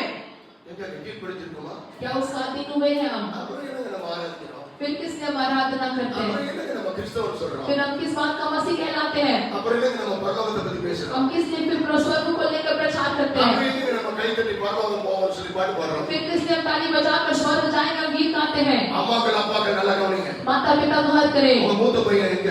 आपका बड़ा बेटा किधर உங்க है? மூத்த பொண்ணு எங்க? आपका बड़ी बेटी किधर है? அவனை கலெக்டரா மாத்துறோம், उसे कलेक्टर बनाना है, இன்ஜினியரா மாத்துறோம், इंजीनियर बनाना है, வெளிநாட்டுக்கு அனுப்புறோம், बाहर देश भेजना है, அவனை சம்பாதிக்க வைக்கிறோம். उसे कमाने देना है। ஐயா, இந்த வசனத்தின்படி உங்க மூத்த பையனை தேவனுக்கு கொடுங்கன்னு சொல்றார். इस वचन के अनुसार प्रभु कहता है पहलौठा प्रभु को உங்க देवे, மூத்த பொம்பளை பிள்ளைய ஊழியத்துக்கு கொடுங்கன்னு சொல்றார். आपके पहलौठे बेटी को प्रभु के लिए सेवकाई के दो, प्रभु कहता है। ஆப்டார் இதையே நம்மளால செய்ய முடியலையே, நம்ம பரலோகம் போவோமா?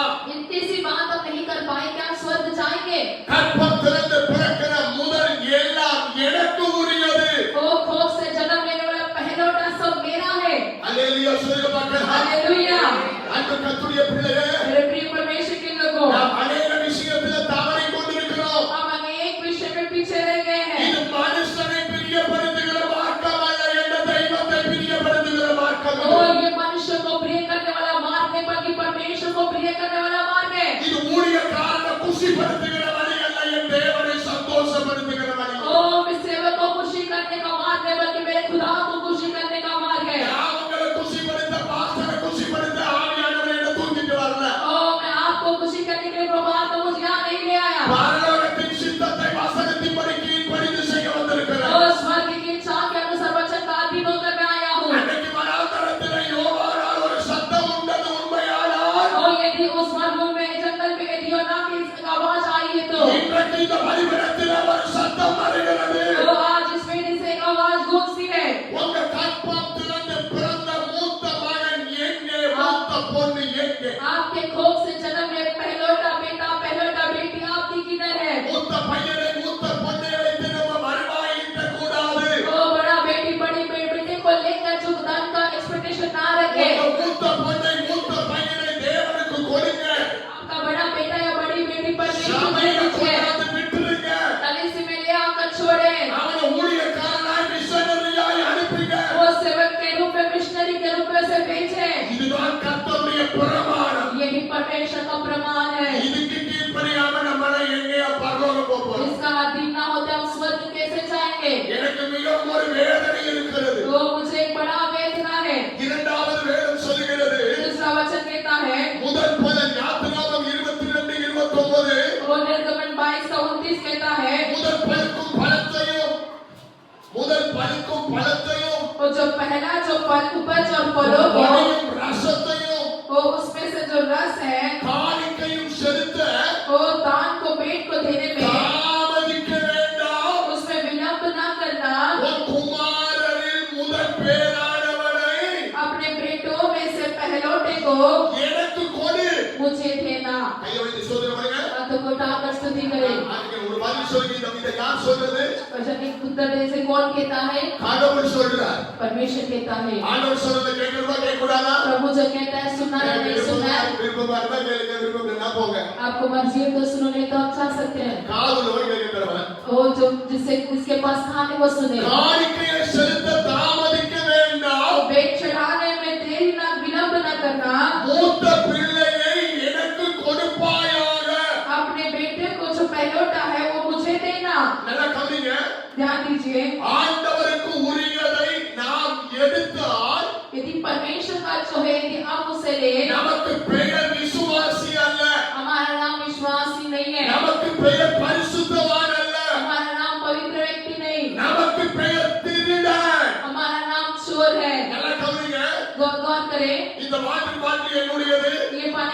मेरा है, இது எனக்கு சொந்தமானது. ये मेरा खुद का है। இப்ப எனக்கு சொந்தம் இந்த பாட்டில் வந்து அருமையான சகோதரிக்கு சொந்தமானது. समझो ये मेरा खुद का ही है, இந்த பாட்டிலுக்கு உரிமையானவர்கள் அவர்கள்தான். इसका हकदार मैं हूँ। உங்களுக்கு பிடிக்குமா? இப்ப அவர்களுக்கு சொந்தமான இந்த பாட்டிலை अभी ये मेरा जो खुद का है, அவர்களே மனமுகந்து எனக்கு கொடுத்தால் यदि मैं अपने मन से ये दे दूँ, அது நன்மையானது. वो भलाई का है, இது அவர்களுக்கு உரியது. ये उनका भी मेरा भी है। இவங்க கையில இருக்கிற மூத்த மகன் அவர்களுக்கு உரியது. वो मेरे हाथ में जो पहला उठाई है वो मेरा है। மூத்த பொண்ணு தேவனுக்கு உரியது. वो बड़ा जो बेटा परमेश्वर का है, காணிக்கை தேவனுக்கு உரியது. बेट परमेश्वर का है। இப்ப இவர்களுக்கு சொந்தமானதை நான் தெரியாமல் அதை எடுத்தால் अभी मैं इनका जो है मैं छुपके समय ले लूं, எனக்கு பெயர் திருடன். मेरा नाम चोर है। இன்றைக்கு சபையில திருடர்கள் இருக்கிறார்கள். आज कलीसिया में चोर लोग हैं। ஆமென். பஸ்ஸிலே திருடர்கள் ஜாக்கிரதை. ओ जो पहला दिन चोर लोग चौकस रहे, ட்ரெயின்ல திருடர்கள் ஜாக்கிரதை. ओ चोर में जो लिखा होता है कि चौकस रहे। சபையில போர்டு போடுங்க பாஸ்டர் திருடர்கள் ஜாக்கிரதை. ओ जो कलीसिया में बोर्ड लगाओ कि चोर है, चौकस रहे। நம்ம நல்லவர்களை போல காலரை இழுத்து விடுகிறோம். हम अच्छे लोग के समान कॉलर ऊपर करते हैं, பரலோகம் போவோம்னு நினைக்கிறோம். हम सोचते स्वर्ग जाएंगे। என் மூத்த பையனையும் மூத்த பொண்ணையும் நான் திருடி வச்சிருக்கிறேன். लेकिन मेरा बड़ा बेटा, मेरा बड़ा बेटी को मैं चुरा के रखा हूं। ஆனால் எனக்கு பெயர் திருடன். ऐसा है तो मेरा नाम चोर है। என் கடவுளுடைய காணிக்கையை திருடி வச்சிருக்கிறேன். परमेश्वर के बेट को चुरा कर रखा हूं। அப்படின்னா எனக்கு பெயர் திருடன். ऐसा है तो मेरा नाम चोर है। திருடர்கள் ஆராதிக்கிறார்கள். चोर लोग आराधना करते हैं, திருடர்கள் செபிக்கிறார்கள். चोर लोग प्रार्थना करते हैं, திருடர்கள் சபைக்குள்ள இருக்கிறார்கள். चोर लोग कलीसिया में रहते हैं, திருடர்கள் பிரசங்கத்தை கேட்கிறார்கள். चोर लोग प्रचार को सुनते हैं। மனுஷனுடைய பார்வையில விசுவாசி, मनुष्य की दृष्टि में विश्वास है, மனுஷனுடைய பார்வையில பரிசுத்தவான். मनुष्य की दृष्टि में पवित्र। ஆனால் வேத வசனம் என்கிற கண்ணாடிக்கு முன்னால சுத்த திருடன். ओ लेकिन वचन के सामने, साइने के सामने वो चोर है। வசனம் சொல்லுகிறது वचन कहता है காணிக்கையை செலுத்த தாமதிக்க வேண்டாம். पेट चढ़ाने में विलंब ना करे। ஊழியம் கர்த்தருடையது. सेवकाई परमेश्वर का है, ஊழியக்காரன் கர்த்தருடையவர். सेवक परमेश्वर का है। அழைத்தது கர்த்தர். जिसने बुलाया प्रभु, அவர் உடுத்துவார். वो पहनाएगा, அவர் वो போஷிப்பார். भोजन देगा, அவர் தேவையை वो சந்திப்பார். जरूरतों को पूरा करेगा। ஆனால் நாம் ஆசீர்வதிக்கப்படுவதற்கு நாம் முதற் பலனாய் வாழ वो வேண்டும். लेकिन मैं आशीष होने के लिए मुझे पहलौठा बनना है। சாப்பிட தாமதிக்கிறோமா? क्या हम खाकर विलंब करते हैं? வேலைக்கு போக தாமதிக்கிறோமா?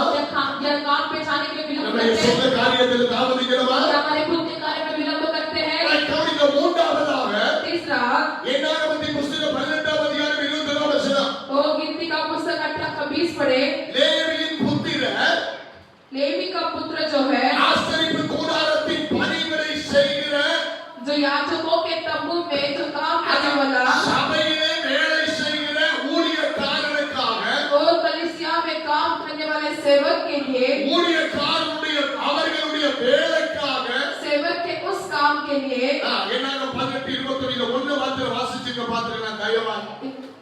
ஒன்னாகமம் என்னாகமம் 18:21 18:21 पढ़िए। 18:21. फिर मिलाप वाले तम्बू की நான் நல்லா எல்லாரும் செவி கொடுக்கணும் இந்த வசனத்துக்கு. सभी कान लगे ऊंची आवाज से पढ़े।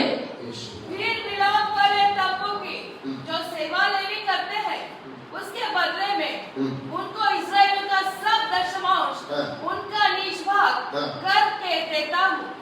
நல்லா நீங்க கவனிக்க வேண்டும். आप गौर करें, சபையிலே வேலை செய்கிற என்னுடைய ஊழியக்காரனுக்காக और सभा में सेवा करने वाले मेरे सेवक के लिए உங்களுக்கு உண்டான எல்லாவற்றிலையும் तुम्हें तुम्हारा जो कुछ है, தசம பாகத்தை அவர்களுக்கு சுதந்திரமாக கொடுத்தேன். और तुम्हारे निज भाग में जो सब दशमांश उनके लिए देता हूँ। கையெழுத்து நிறைய சொல்ல பார்க்கலாம். हाथों को उठाकर हालेलुया। இந்த சபையிலே வேலைக்காரர் இருக்கிறார். इस कलीसिया में काम करने वाले हैं, இந்த சபையிலே ஊழியக்காரர் இருக்கிறார். इस कलीसिया में सेवक है, இந்த சபையிலே லேவியின் குடும்பம் இருக்கிறது. इस कलीसिया में लेवी का परिवार है। அவர்கள் வேலைக்காக उनके काम के लिए, ஏதோ ஒரு சபையிலே இருக்கிற லேவியனுடைய வேலைக்காக அல்ல. और कोई तो कलीसिया में रहने वाले लेवी के घराने में, உங்க சபையிலே இருக்கிற ஆசாரியனுடைய வேலைக்காக और तुम्हारे कलीसिया में रहने वाले याजक के काम के लिए, உங்க தசம பாகத்தை तुम्हारे दशमांश को உங்க பாஸ்டருடைய சுதந்திரத்திற்காக நான் கொடுத்தேன். तुम्हारे दास के स्वतंत्र के लिए मैंने हाथ बढ़ाया। எப்படி உங்களுக்கு புரியுதா இந்த வசனம்? क्या आपको ये वचन समझ आ रही है? யாருடைய சுதந்திரத்துக்காக?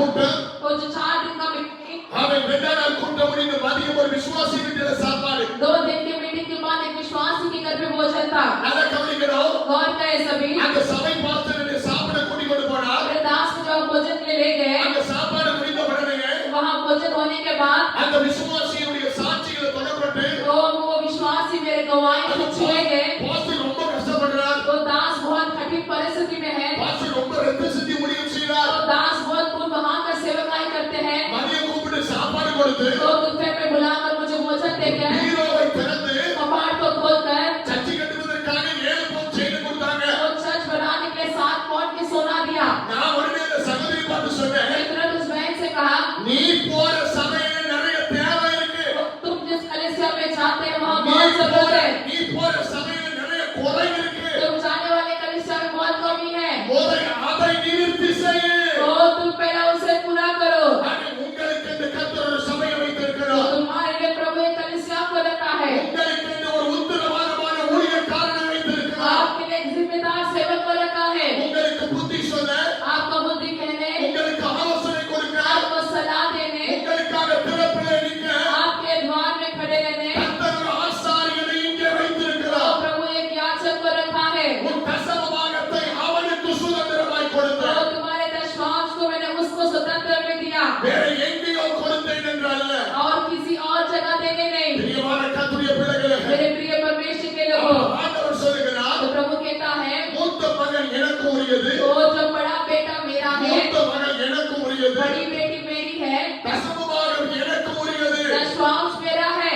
நீங்க நல்ல இந்த சத்தியத்தை விளங்கிக் கொள்ள इस வேண்டும் सत्य को आप अच्छे से समझे, தேவனுக்கு உரியதை நாம் எடுக்க கூடாது तो प्रभु का जो है हम उसे ना ले, தேவனுக்கு உரியதை நம்முடைய வீட்டில் வைக்க கூடாது तो प्रभु का जो है अपने घर में उसे ना रखे, தேவனுக்கு உரியதை எடுத்து கடன் கட்ட கூடாது और जो परमेश्वर का जो है वो लेकर कर्जा न निपटाए, தேவனுக்கு உரியதை எடுத்து இஎம்ஐ கட்ட கூடாது तो परमेश्वर का जो लेकर EMI ना भरे, தேவனுக்கு உரியதை எடுத்து வயிற்றில போடக்கூடாது परमेश्वर का जो लेकर पेट में न डाले, அது உங்கள் குடும்பத்துக்கு சாபத்தை கொண்டு வரும் वो तुम्हारे परिवार में श्राप फैलाती है। அம்மாக்களே அப்பாக்களே मेरे पिताओं एवं भाइयों और जो माता पिताओं, புருஷனாக்கப்பட்டவர்களே மனைவியாக்கப்பட்டவர்களே और जो पत्नी के रूप में या पति के रूप में है, தயவு செய்து உங்கள் குடும்பத்துக்கு சாபத்தை சம்பாதிக்க वो வேண்டாம் कृपया कर अपने परिवार को श्राप पर ना कमाए, ஆசீர்வாதத்தை சம்பாதிக்கும்படி தேவன் आशीष சொல்கிறார் को कमाए, प्रभु कहता है। ஐயா கர்த்தருடைய பிள்ளைகளே मेरे प्रिय परमेश्वर के लोगों, நிறைய திருட்டு ஊழியர்கள் अनेक झूठे सेवक, அநேக யூடியூப் பிரசங்கியார்கள் अनेक यूट्यूब प्रचारक இதை பழைய பாட்டு உபதேசமாக தவறாய் போதிக்கிறார்கள் ऐसे पुराना ने उपदेश के गलत कार्य फैलाते हैं। என் அப்பன் இயேசு சொன்ன வார்த்தையை உங்களுக்கு சொல்லி ஜெபிக்க போறேன் ओ मेरे पिता यीशु ने कही विकाल को मैं आपको कहता हूँ, அவன் மத்தேயு சுவிசேஷம் मत्ती का सुसमाचार 23ஆம் அதிகாரம் 21वां अध्याय 23ஆம் வசனம் 23 और 26 को ही पढ़िए। வேற யார் சொன்னாலும் நான் கீழ்ப்படிய வேண்டிய அவசியம் இல்லை ओ कोई भी कहकर मैं अधीन होने का जरूरत नहीं है। என் ஆண்டவர் இயேசு சொன்னதை வாசிக்க கேட்போம் ओ मेरे प्रभु यीशु ने जो कहा आइए उसे पढ़ेंगे। வாசிங்க वह मंदिर में जाकर हाँ। उपदेश कर रहा था, हाँ। तो प्रधान याजकों हाँ। और लोगों के पुरनियों हाँ। ने हाँ। उसके पास आकर पूछा, हाँ। तू ये काम किसके अधिकार से करता है हाँ। और तुझे यह अधिकार किसने दिया है? ஹல்லேலூயா हालेलुया। பாருங்க இயேசு எவ்வளவு அழகா பேசுகிறார் देखिए यीशु कितने अच्छे से कहता है, நீங்கள் ஒத்த தலாவிலும் வெந்தயத்திலும் சீரகத்திலும் நீங்கள் தசமமாக செலுத்தி तुम दशमांश चढ़ाकर நியாய பிரமாணத்திலே கற்பித்த न्याय की ओर விசுவாசத்தை விட்டுட்டீங்க विश्वास को छोड़ दिए हैं நீதியை விட்டுட்டீங்க और धर्मी को छोड़ दिए हैं। அந்த கடைசி வரி எனக்கு ரொம்ப பிடித்த வசனம் वो आखिरी लाइन मुझे बहुत पसंद है। இயேசு சொல்கிறார் यीशु कहता है இதையும் செய்ய வேண்டும் इसे भी करना है அவைகளை விடாதிருக்க வேண்டும் और उसे छोड़ के கையை உயர்த்தி நல்ல சொல்லுங்க மத்தேயு 23:23 23 का 23 அது வாசிங்க हाँ किताब पढ़ அது வாசிங்க 23 का 23 पढ़िए। 23 मायकाराय हे कपटी शास्त्रियों और फरीसियों, तुम पर हाय, तुम पोधीन और सौंफ और जीरे का 10वां आश तो देते हो, परंतु तुमने व्यवस्था की गंभीर बातों को अर्थात न्याय और दया और विश्वास को छोड़ दिया है। चाहिए था कि इन्हें भी करते रहते हैं, उन्हें भी ना छोड़ते। நீங்க தசமபாகம் செலுத்தி மீதியை விட்டுட்டீங்க. आप दशमांश चढ़ाकर धर्मी को छोड़ दिए हैं, தசமபாகம் கொடுத்தீங்க, ஆனா விசுவாசத்தை விட்டுட்டீங்க. दशमांश को दिया लेकिन विश्वास को छोड़ दिए। ஆனால் இயேசு சொல்லுகிறார், लेकिन यीशु कहता है இதையும் செய்ய வேண்டும். इसे भी करना है அங்க பாருங்க, அவைகளை और उन्हें भी என்றால் எவைகளை? उन्हें भी मतलब किसे மேலே சொல்லப்பட்டவைகளை ऊपर जो कही गई वो அவைகளை விடாமல் செய்ய வேண்டும். तो उन्हें भी ना छोड़ते रहे। கைதட்டி நல்ல சொல்லுங்க. तालियों को बजाकर हालेलुया, அதற்கு மகிமை உண்டாவதாக. परमेश्वर को महिमा मिले। ஆகவேதான் इसीलिए வேத வசனத்தின்படி நீங்கள் முதல் பலனாய் तो மாறுங்கள். वचन के अनुसार आप पहला फल बने। உங்களுடைய முதல் பலனை தேவனுக்கு செலுத்த வேண்டும். आपका पहला प्रथम फल परमेश्वर को चढ़ाए। வீடு மாறுது, घर बदलता है, கார் மாறுது, गाड़ी बदलती है, செல்போன் மாறுது, सेलफोन बदलता है, கம்பல் மாறுது, जो खान का बदलता है, செப்பல் மாறுது, जूता बदलता है, சாப்பாடு மாறுது. भोजन बदलता है। ஆனா காலகாலமாய் கர்த்தருக்கு படைக்கிற அந்த படைப்பிலே ஒரு மாற்றம் இல்லை. लेकिन समय समय से युग युग से परमेश्वर को चढ़ाने वाले कार्य में कोई बदलाव नहीं है। இந்த வருஷத்திலே நல்ல முடிவெடுத்து முதல் பலனை செலுத்துங்கள். और इस साल अच्छे निर्णय लेकर पहले फल को परमेश्वर को लाए। தலைகள் விடத்தில் அறிய சொல்லப்பட்டது. तालियों को उठाकर हालेलुया। ராஜா வலது பக்கத்திலே நிற்கிறவர்களை பார்த்து, और राजा दाई और उठने वाले को देखकर இடது பக்கத்தில் உள்ளவரை பற்றி நான் பிரசங்கம் பண்ணவில்லை. ओ भाई और उठा उसकी ओर प्रचार नहीं कर रहा हूँ। இடது பக்கத்தில் உள்ளவரை குறித்து எனக்கு கவலை இல்லை. ओ भाई वो जो बेटा उसका चिंता मुझे नहीं। சபையிலே வலது பக்கத்தில் இருக்கிறவர்கள் இருக்கிறார்கள், இடது பக்கத்தில் உள்ளவர்கள் இருக்கிறார்கள். ओ जो कलीसिया में भाई और भी लोग हैं। நீங்க இடது பக்கத்தில் உள்ளவர்களா வலது பக்கத்தில் உள்ளவர்களா? आप दाई हो रहे क्या बाई हो रहे हैं? வலது பக்கத்தில் இருக்கிறவரை பார்த்து ராஜா சொல்லுகிறார், ओ दाई हो रहने वाले से राजा कहता है வாருங்கள் என் பிதாவினால் ஆசீர்வதிக்கப்பட்டவர்களே. ओ आओ मेरे पिता से आशीष पाए हुए लोगों। எவ்வளவு அருமையாக கூப்பிடுகிறார். कितने अच्छे से बुलाते हैं वो। நான் பசியாய் இருந்தேன். मैं भूखा था। அவன் வலது பக்கத்தில் உள்ளவன் பசியாய் இருந்தவனுக்கு சோறு போட்டான். ओ जो दाई और जो भूखा है उसे भोजन दिया। வலது பக்கத்தில் உள்ளவன் தாகமாய் இருந்தவனுக்கு குடிக்க தண்ணி கொடுத்தான். जो दाई हो रहे वो जो प्यासा है उसे पानी दिया। வலது பக்கத்தில் உள்ளவன் வஸ்திரம் இல்லாதவனுக்கு வஸ்திரத்தை जो கொடுத்தான். दाई और जो जिसके पास वस्त्र नहीं उसे वस्त्र दिया। வலது பக்கத்தில் உள்ளவன் வியாதிக்காரனை விசாரித்தான். और जो दाई और रहने वाला बीमार है उसको पूछताछ किया। வலது பக்கத்தில் உள்ளவன் காவலில் உள்ளவனை பார்க்க வந்தான். और जो दाई और जो जिसको देखने के लिए गया। கையை உயர்த்தி நிறைய சொல்லப்பட்டது. हाथों को उठाकर हालेलुया। நீங்க இடது பக்கத்தில் உள்ள விசுவாசிகளை அல்ல. आप बाई और बैठने वाले विश्वास की नहीं। நல்ல தீர்மானம் எடுங்க. मैं उसका अच्छा निर्णय को लीजिए। நீங்க வலது பக்கத்தில் இருக்கிற விசுவாசியாய் மாறுங்க. आप दाई और रहने वाले विश्वासी के समान बने। வலது பக்கத்தில் உள்ளவன் என்ன செய்வான்? और दाई और रहने वाला क्या करता है? நல்லா கவனிக்க ஜெபிக்க போகிறேன். मैं प्रार्थना कर रहा हूं, सब शांति से सुने। வலது பக்கத்தில் உள்ளவன் என்ன செய்வான்? दाई और रहने वाला क्या करता है? பசியாய் உள்ளவனுக்கு சாப்பாடு போடுவான். जो भूखा है उन्हें भोजन देता है। நான் இன்னொரு சத்தியத்தை சொல்றேன். मैं एक सत्य कहता हूँ, உங்க விதையை விதையிற இடத்துல விதையுங்க. और जो आपके बीज को अच्छी जमीन पर उपज देवे।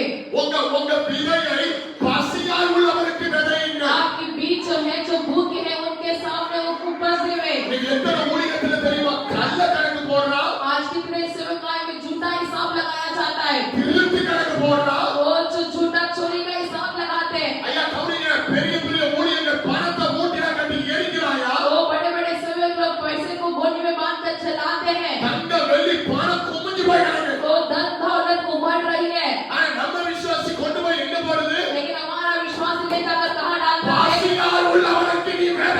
वो जो भूखा है उसकी ओर बोए। உன் பிள்ளை நல்லா இருக்கும். तुम्हारा बच्चा अच्छा रहेगा। பரலோகத்துல பலன் மிகுதியாக இருக்கும். वो स्वर्ग में फलवंत रहेगा। என் பேர் வரணும். என் பேர் வரணும். मेरा नाम आना है। என் பேர் லிஸ்ட்ல ஒட்டணும். मेरा नाम लिस्ट में आना है। எங்க பாஸ்டர் எல்லாருக்கும் முன்னால சொல்லணும். वो मेरे दास सबके सामने என்ன कहेंगे। மண்ணுக்குன்னு கேட்கிறேன். तो किसके ये बात है? என்ன மண்ணுக்குன்னு तो கேட்கிறேன். ये किसके लिए है ये? வலது கை கொடுப்பது இடது கைக்கு तो தெரியக்கூடாது. दाईं हाथ देने वाला बाईं हाथ ना जाने। என் பேரை பாஸ்டர் லிஸ்ட்ல போடணும் என்று நினைத்தால் तो मेरे नाम दास लिस्ट में डालना चाहे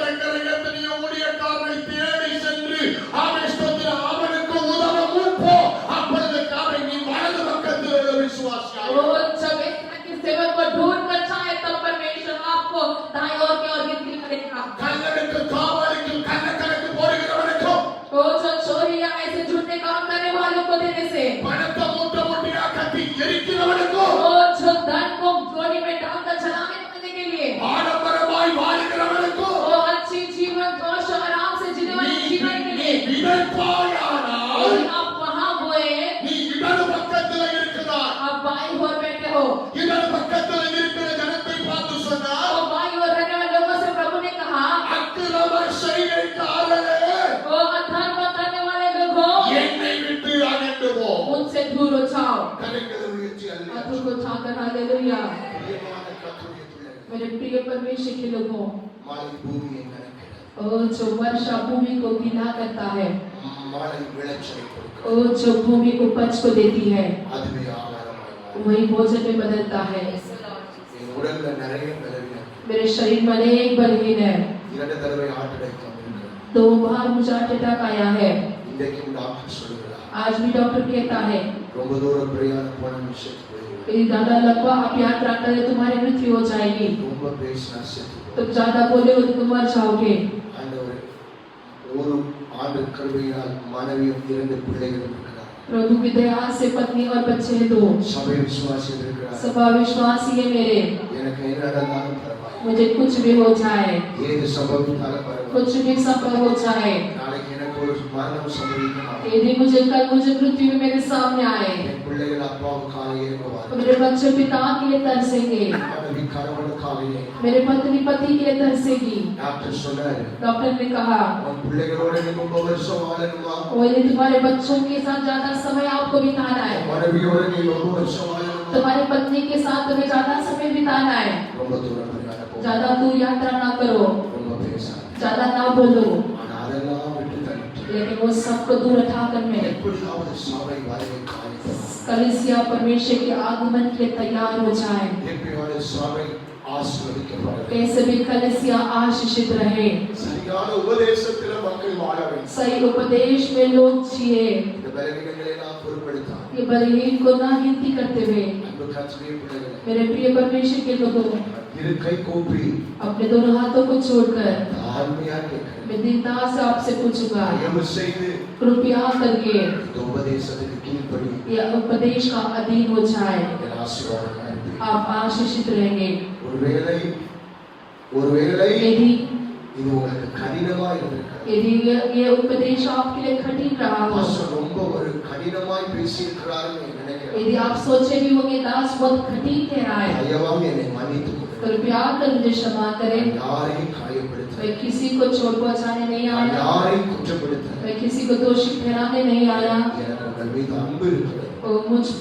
मुझे एक प्रेम है, எனக்கு உங்கள் மீது அக்கறை இருக்கிறது. मुझे आप पर एक ख्याल है, எனக்கு உங்க மேல பாசம் இருக்கிறது. मुझे आप पर एक प्रेम है, அதனாலதான் இந்த உபதேசத்தை நான் உங்களுக்கு தந்தேன். इसलिए ये उपदेश मैंने आपको दिया। பிரியமான கர்த்தருடைய பிள்ளைகளே, मेरे प्रिय परमेश्वर के लोगों, நீங்கள் முதல் பலனாய் மாறுங்கள். आप पहलोटा फल बने, प्रथम இந்த फल बने, சபைக்கு முதல் பலனாய் इस மாறுங்கள். कलीसिया के लिए प्रथम फल बने, அடுத்து உங்களுக்கு உண்டான முதல் பலனை கரெக்டா கொடுத்து फिर आपका जो प्रथम फल परमेश्वर आपको समय पर देगा, இந்த பெரிய காரியத்தை செய்யும். यहोवा बड़ी कार्य करेगा। இது ஒரு ஆழமான உபதேசம். ये एक गहरी उपदेश है, ஒரு 3 மணி நேரம் கொடுக்க வேண்டிய ஆழமான एक உபதேசம். 3 घंटा देने वाला गहरी उपदेश है। வருகை தாமதித்தார். यदि आगमन देरी हो, கர்த்தர் எனக்கு ஆயுசு நாட்களை கூட்டி தந்தார். प्रभु मुझे आयु बढ़ा कर दे दो, இந்த இடத்துல நல்ல சீசத்துவ பயிற்சியை நம்ம உண்டாக்குவோம். और यहाँ पे कुछ चेलों की शिक्षा को हम शुरू करें। நல்ல உபதேசத்தை, ஆரோக்கியமான உபதேசத்தை கொடுங்க. अच्छी उपदेश, आरोग्य उपदेश को हम देवे। கர்த்தர் இந்த ஊழியத்துல நல்ல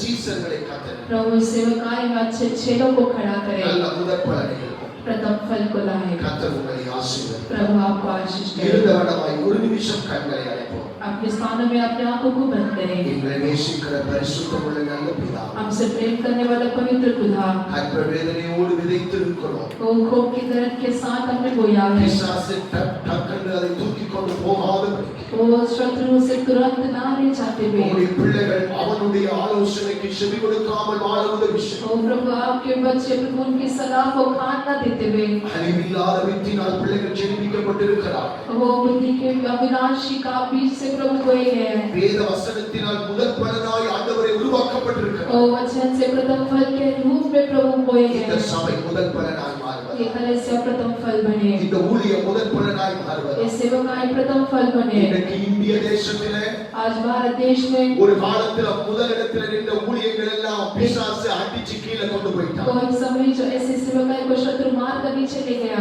முதல் பலனாய் நின்ற பரிசுத்தவான்கள் இன்னைக்கு தலைகீழாய் கீழே கிடக்கிறார்கள். और जो प्रथम फल के सेवक लोग आज नीचे जमीन पर है। இவர்களெல்லாம் அவர்கள் கண்களுக்கு முன்பதாக கர்த்தர் ஆண்டவரை திருஷ்டாந்தமாய் வைத்திருக்கிறார். वो परमेश्वर सारी खाली को दृष्टांत के समान रखा है। இந்த சபை முதல் பலனாய் மாறுவது. ये कलीसिया प्रथम फल बने। இந்த ஊழியம் முதல் பலனாய் மாறுவது. ये सेवकाई प्रथम फल बने। இந்த சபை விசுவாசிகள் முதல் பலனாய் ये மாறுவது. कलीसिया का विश्वास ही प्रथम फल बने। நம்பர் 1 என்கிற இடத்துல இவர்கள் நிற்க வேண்டும். नंबर 1 ऐसे स्थान में खड़े रहते। 2 3 4 கட்டத்திற்கு உடைய பிள்ளைகள் தள்ளப்படக்கூடாது. 2 3 4 इस तरह बंधे हुए के समान नहीं। அந்த ஒவ்வொருவரை நான் ஆசீர்வதிக்கிறேன். आई प्यारे को आशीष करते हैं। ஆண்டவரே எந்த வார்த்தையை நீங்க சொல்ல சொன்னீங்களோ जो वचन आपने कहने के लिए कहा है, ஆண்டவரே உமக்கு நான் கீழ்ப்படிந்து ஊழியம் செய்கிறேன். प्रभु आपका अधीन होकर मैंने सेवकाई किया है। நீங்க விதைக்க சொன்னதை நான் விதைத்திருக்கிறேன். आपने जो बोने के लिए कहा मैंने बोया है। கர்த்தர் விளைச்சலை தரும்படி நான் ஜெபிக்கிறேன். प्रभु उसमें एक उपज को देवे। இயேசுவின் நாமத்தில் பிதாவே यीशु के नाम से मांगते पिता, आमीन।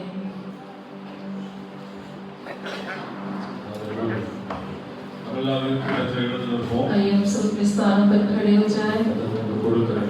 प्रभु के देने का समय है। हम लेने वाले सारे बिट सेवकाई के लिए बोएंगे।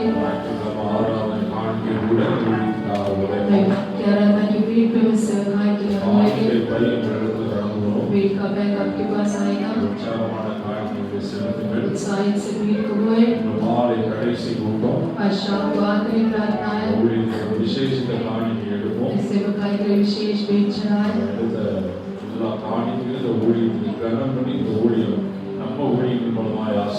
जो इसमें से दी गई सारी भेंट हमारी सेवकाई जैसे उनकी भी सेवकाई आशीष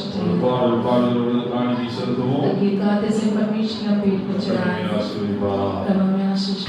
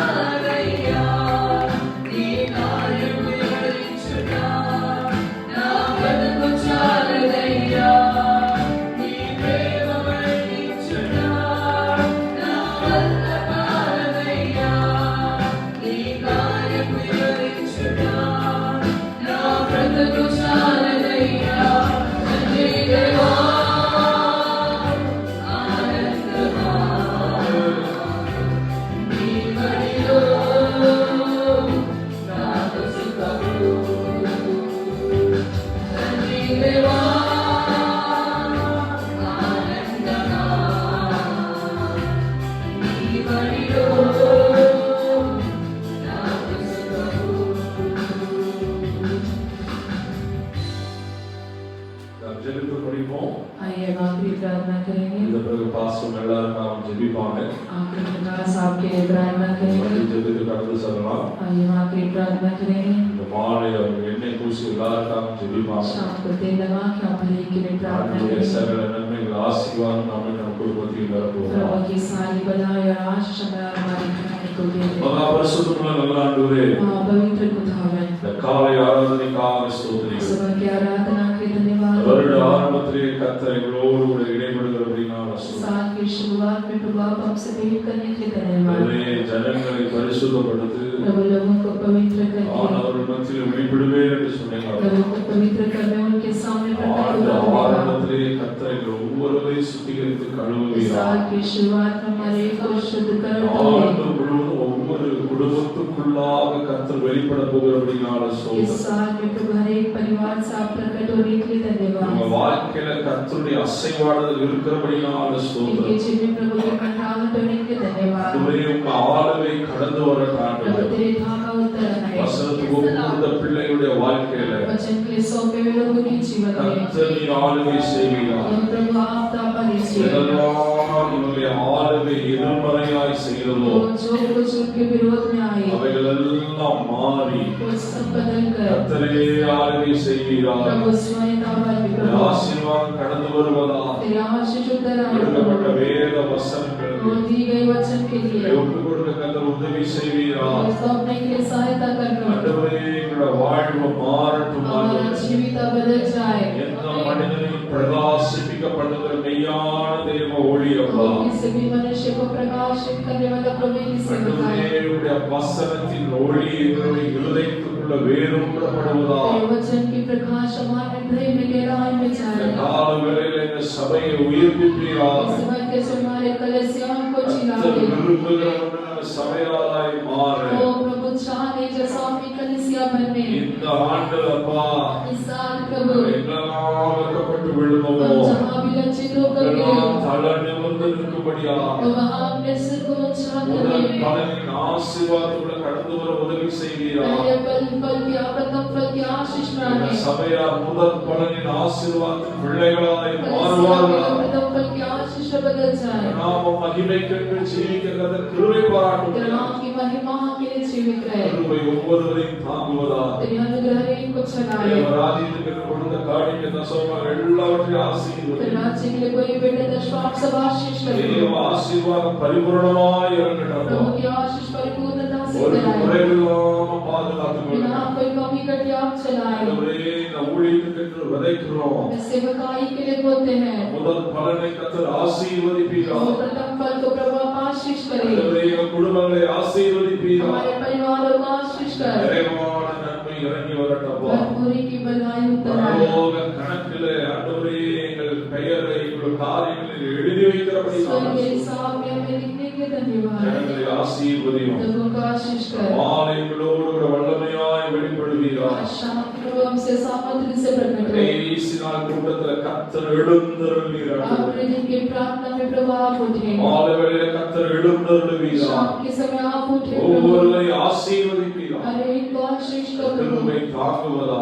तेरे अनुग्रह அந்த चलाए। எல்லா மக்களையும் ரத்த கொட்டை கொண்டு கொடுக்கிறேன். आए हुए हर एक को तेरे लोगों के बारे எல்லா में देते हैं। விக்கிரகங்களுக்கு நாசமோசங்கள், हर एक विपत्ति और नाश எல்லா विनाश से பிசாசின் வல்லமைகளும், शत्रु की सामर्थ से இயற்கை செயல்களுக்கும், கொள்ளை நோய்களுக்கும் वातावरण और महामारी से இந்த வாரமெல்லாம் அந்த மாதமெல்லாம் விலக்கி या பாதுகாப்பு. हफ्ता भर प्रभु आप हमें संभाले। ஒவ்வொருவருக்கு சுகத்தை हर சொல்லுகிறேன். एक को चंगाई कहते हैं। வெள்ளத்தை சொல்லுகிறேன். मन को कहते हैं। தீர்க்காயுசை சொல்லுகிறேன். दीर्घायु को कहते சகல हैं। ஆசீர்வாதங்களையும் सारे आशीष को நசரேய இயேசுவின் நாமத்தில் ஒவ்வொரு பேரும் சொல்லி ஆசீர்வதித்து சொல்லுகிறேன். नाज़रेती के नाम से एक के नाम पे कहकर आशीष करते हैं। ஆசீர்வதிப்பீராக. आशीष कर। ஆசீர்வதிப்பீராக. आशीष कर प्रभु। ஆசீர்வதியும். आशीष कर। துதி கனம் மகிமை எல்லாம் உமக்கே सारा செலுத்துகிறோம். स्तुति आदर महिमा प्रभु आपको। இயேசுவின் மூலம் வேண்டிக் கேட்டுக்கொள்கிறேன் ஜீவனுள்ள நல்ல பிதாவே. यीशु के नाम से मानते जीवित पिता। ஆமென். தலைகளை கை வச்சு சொல்லுங்களேன். ये अपने सिर पर हाथ रख करके ரத்தத்தில் மறைந்துள்ளேன். यीशु के नाम में समा गया। தீங்கு என்னை தொடுவது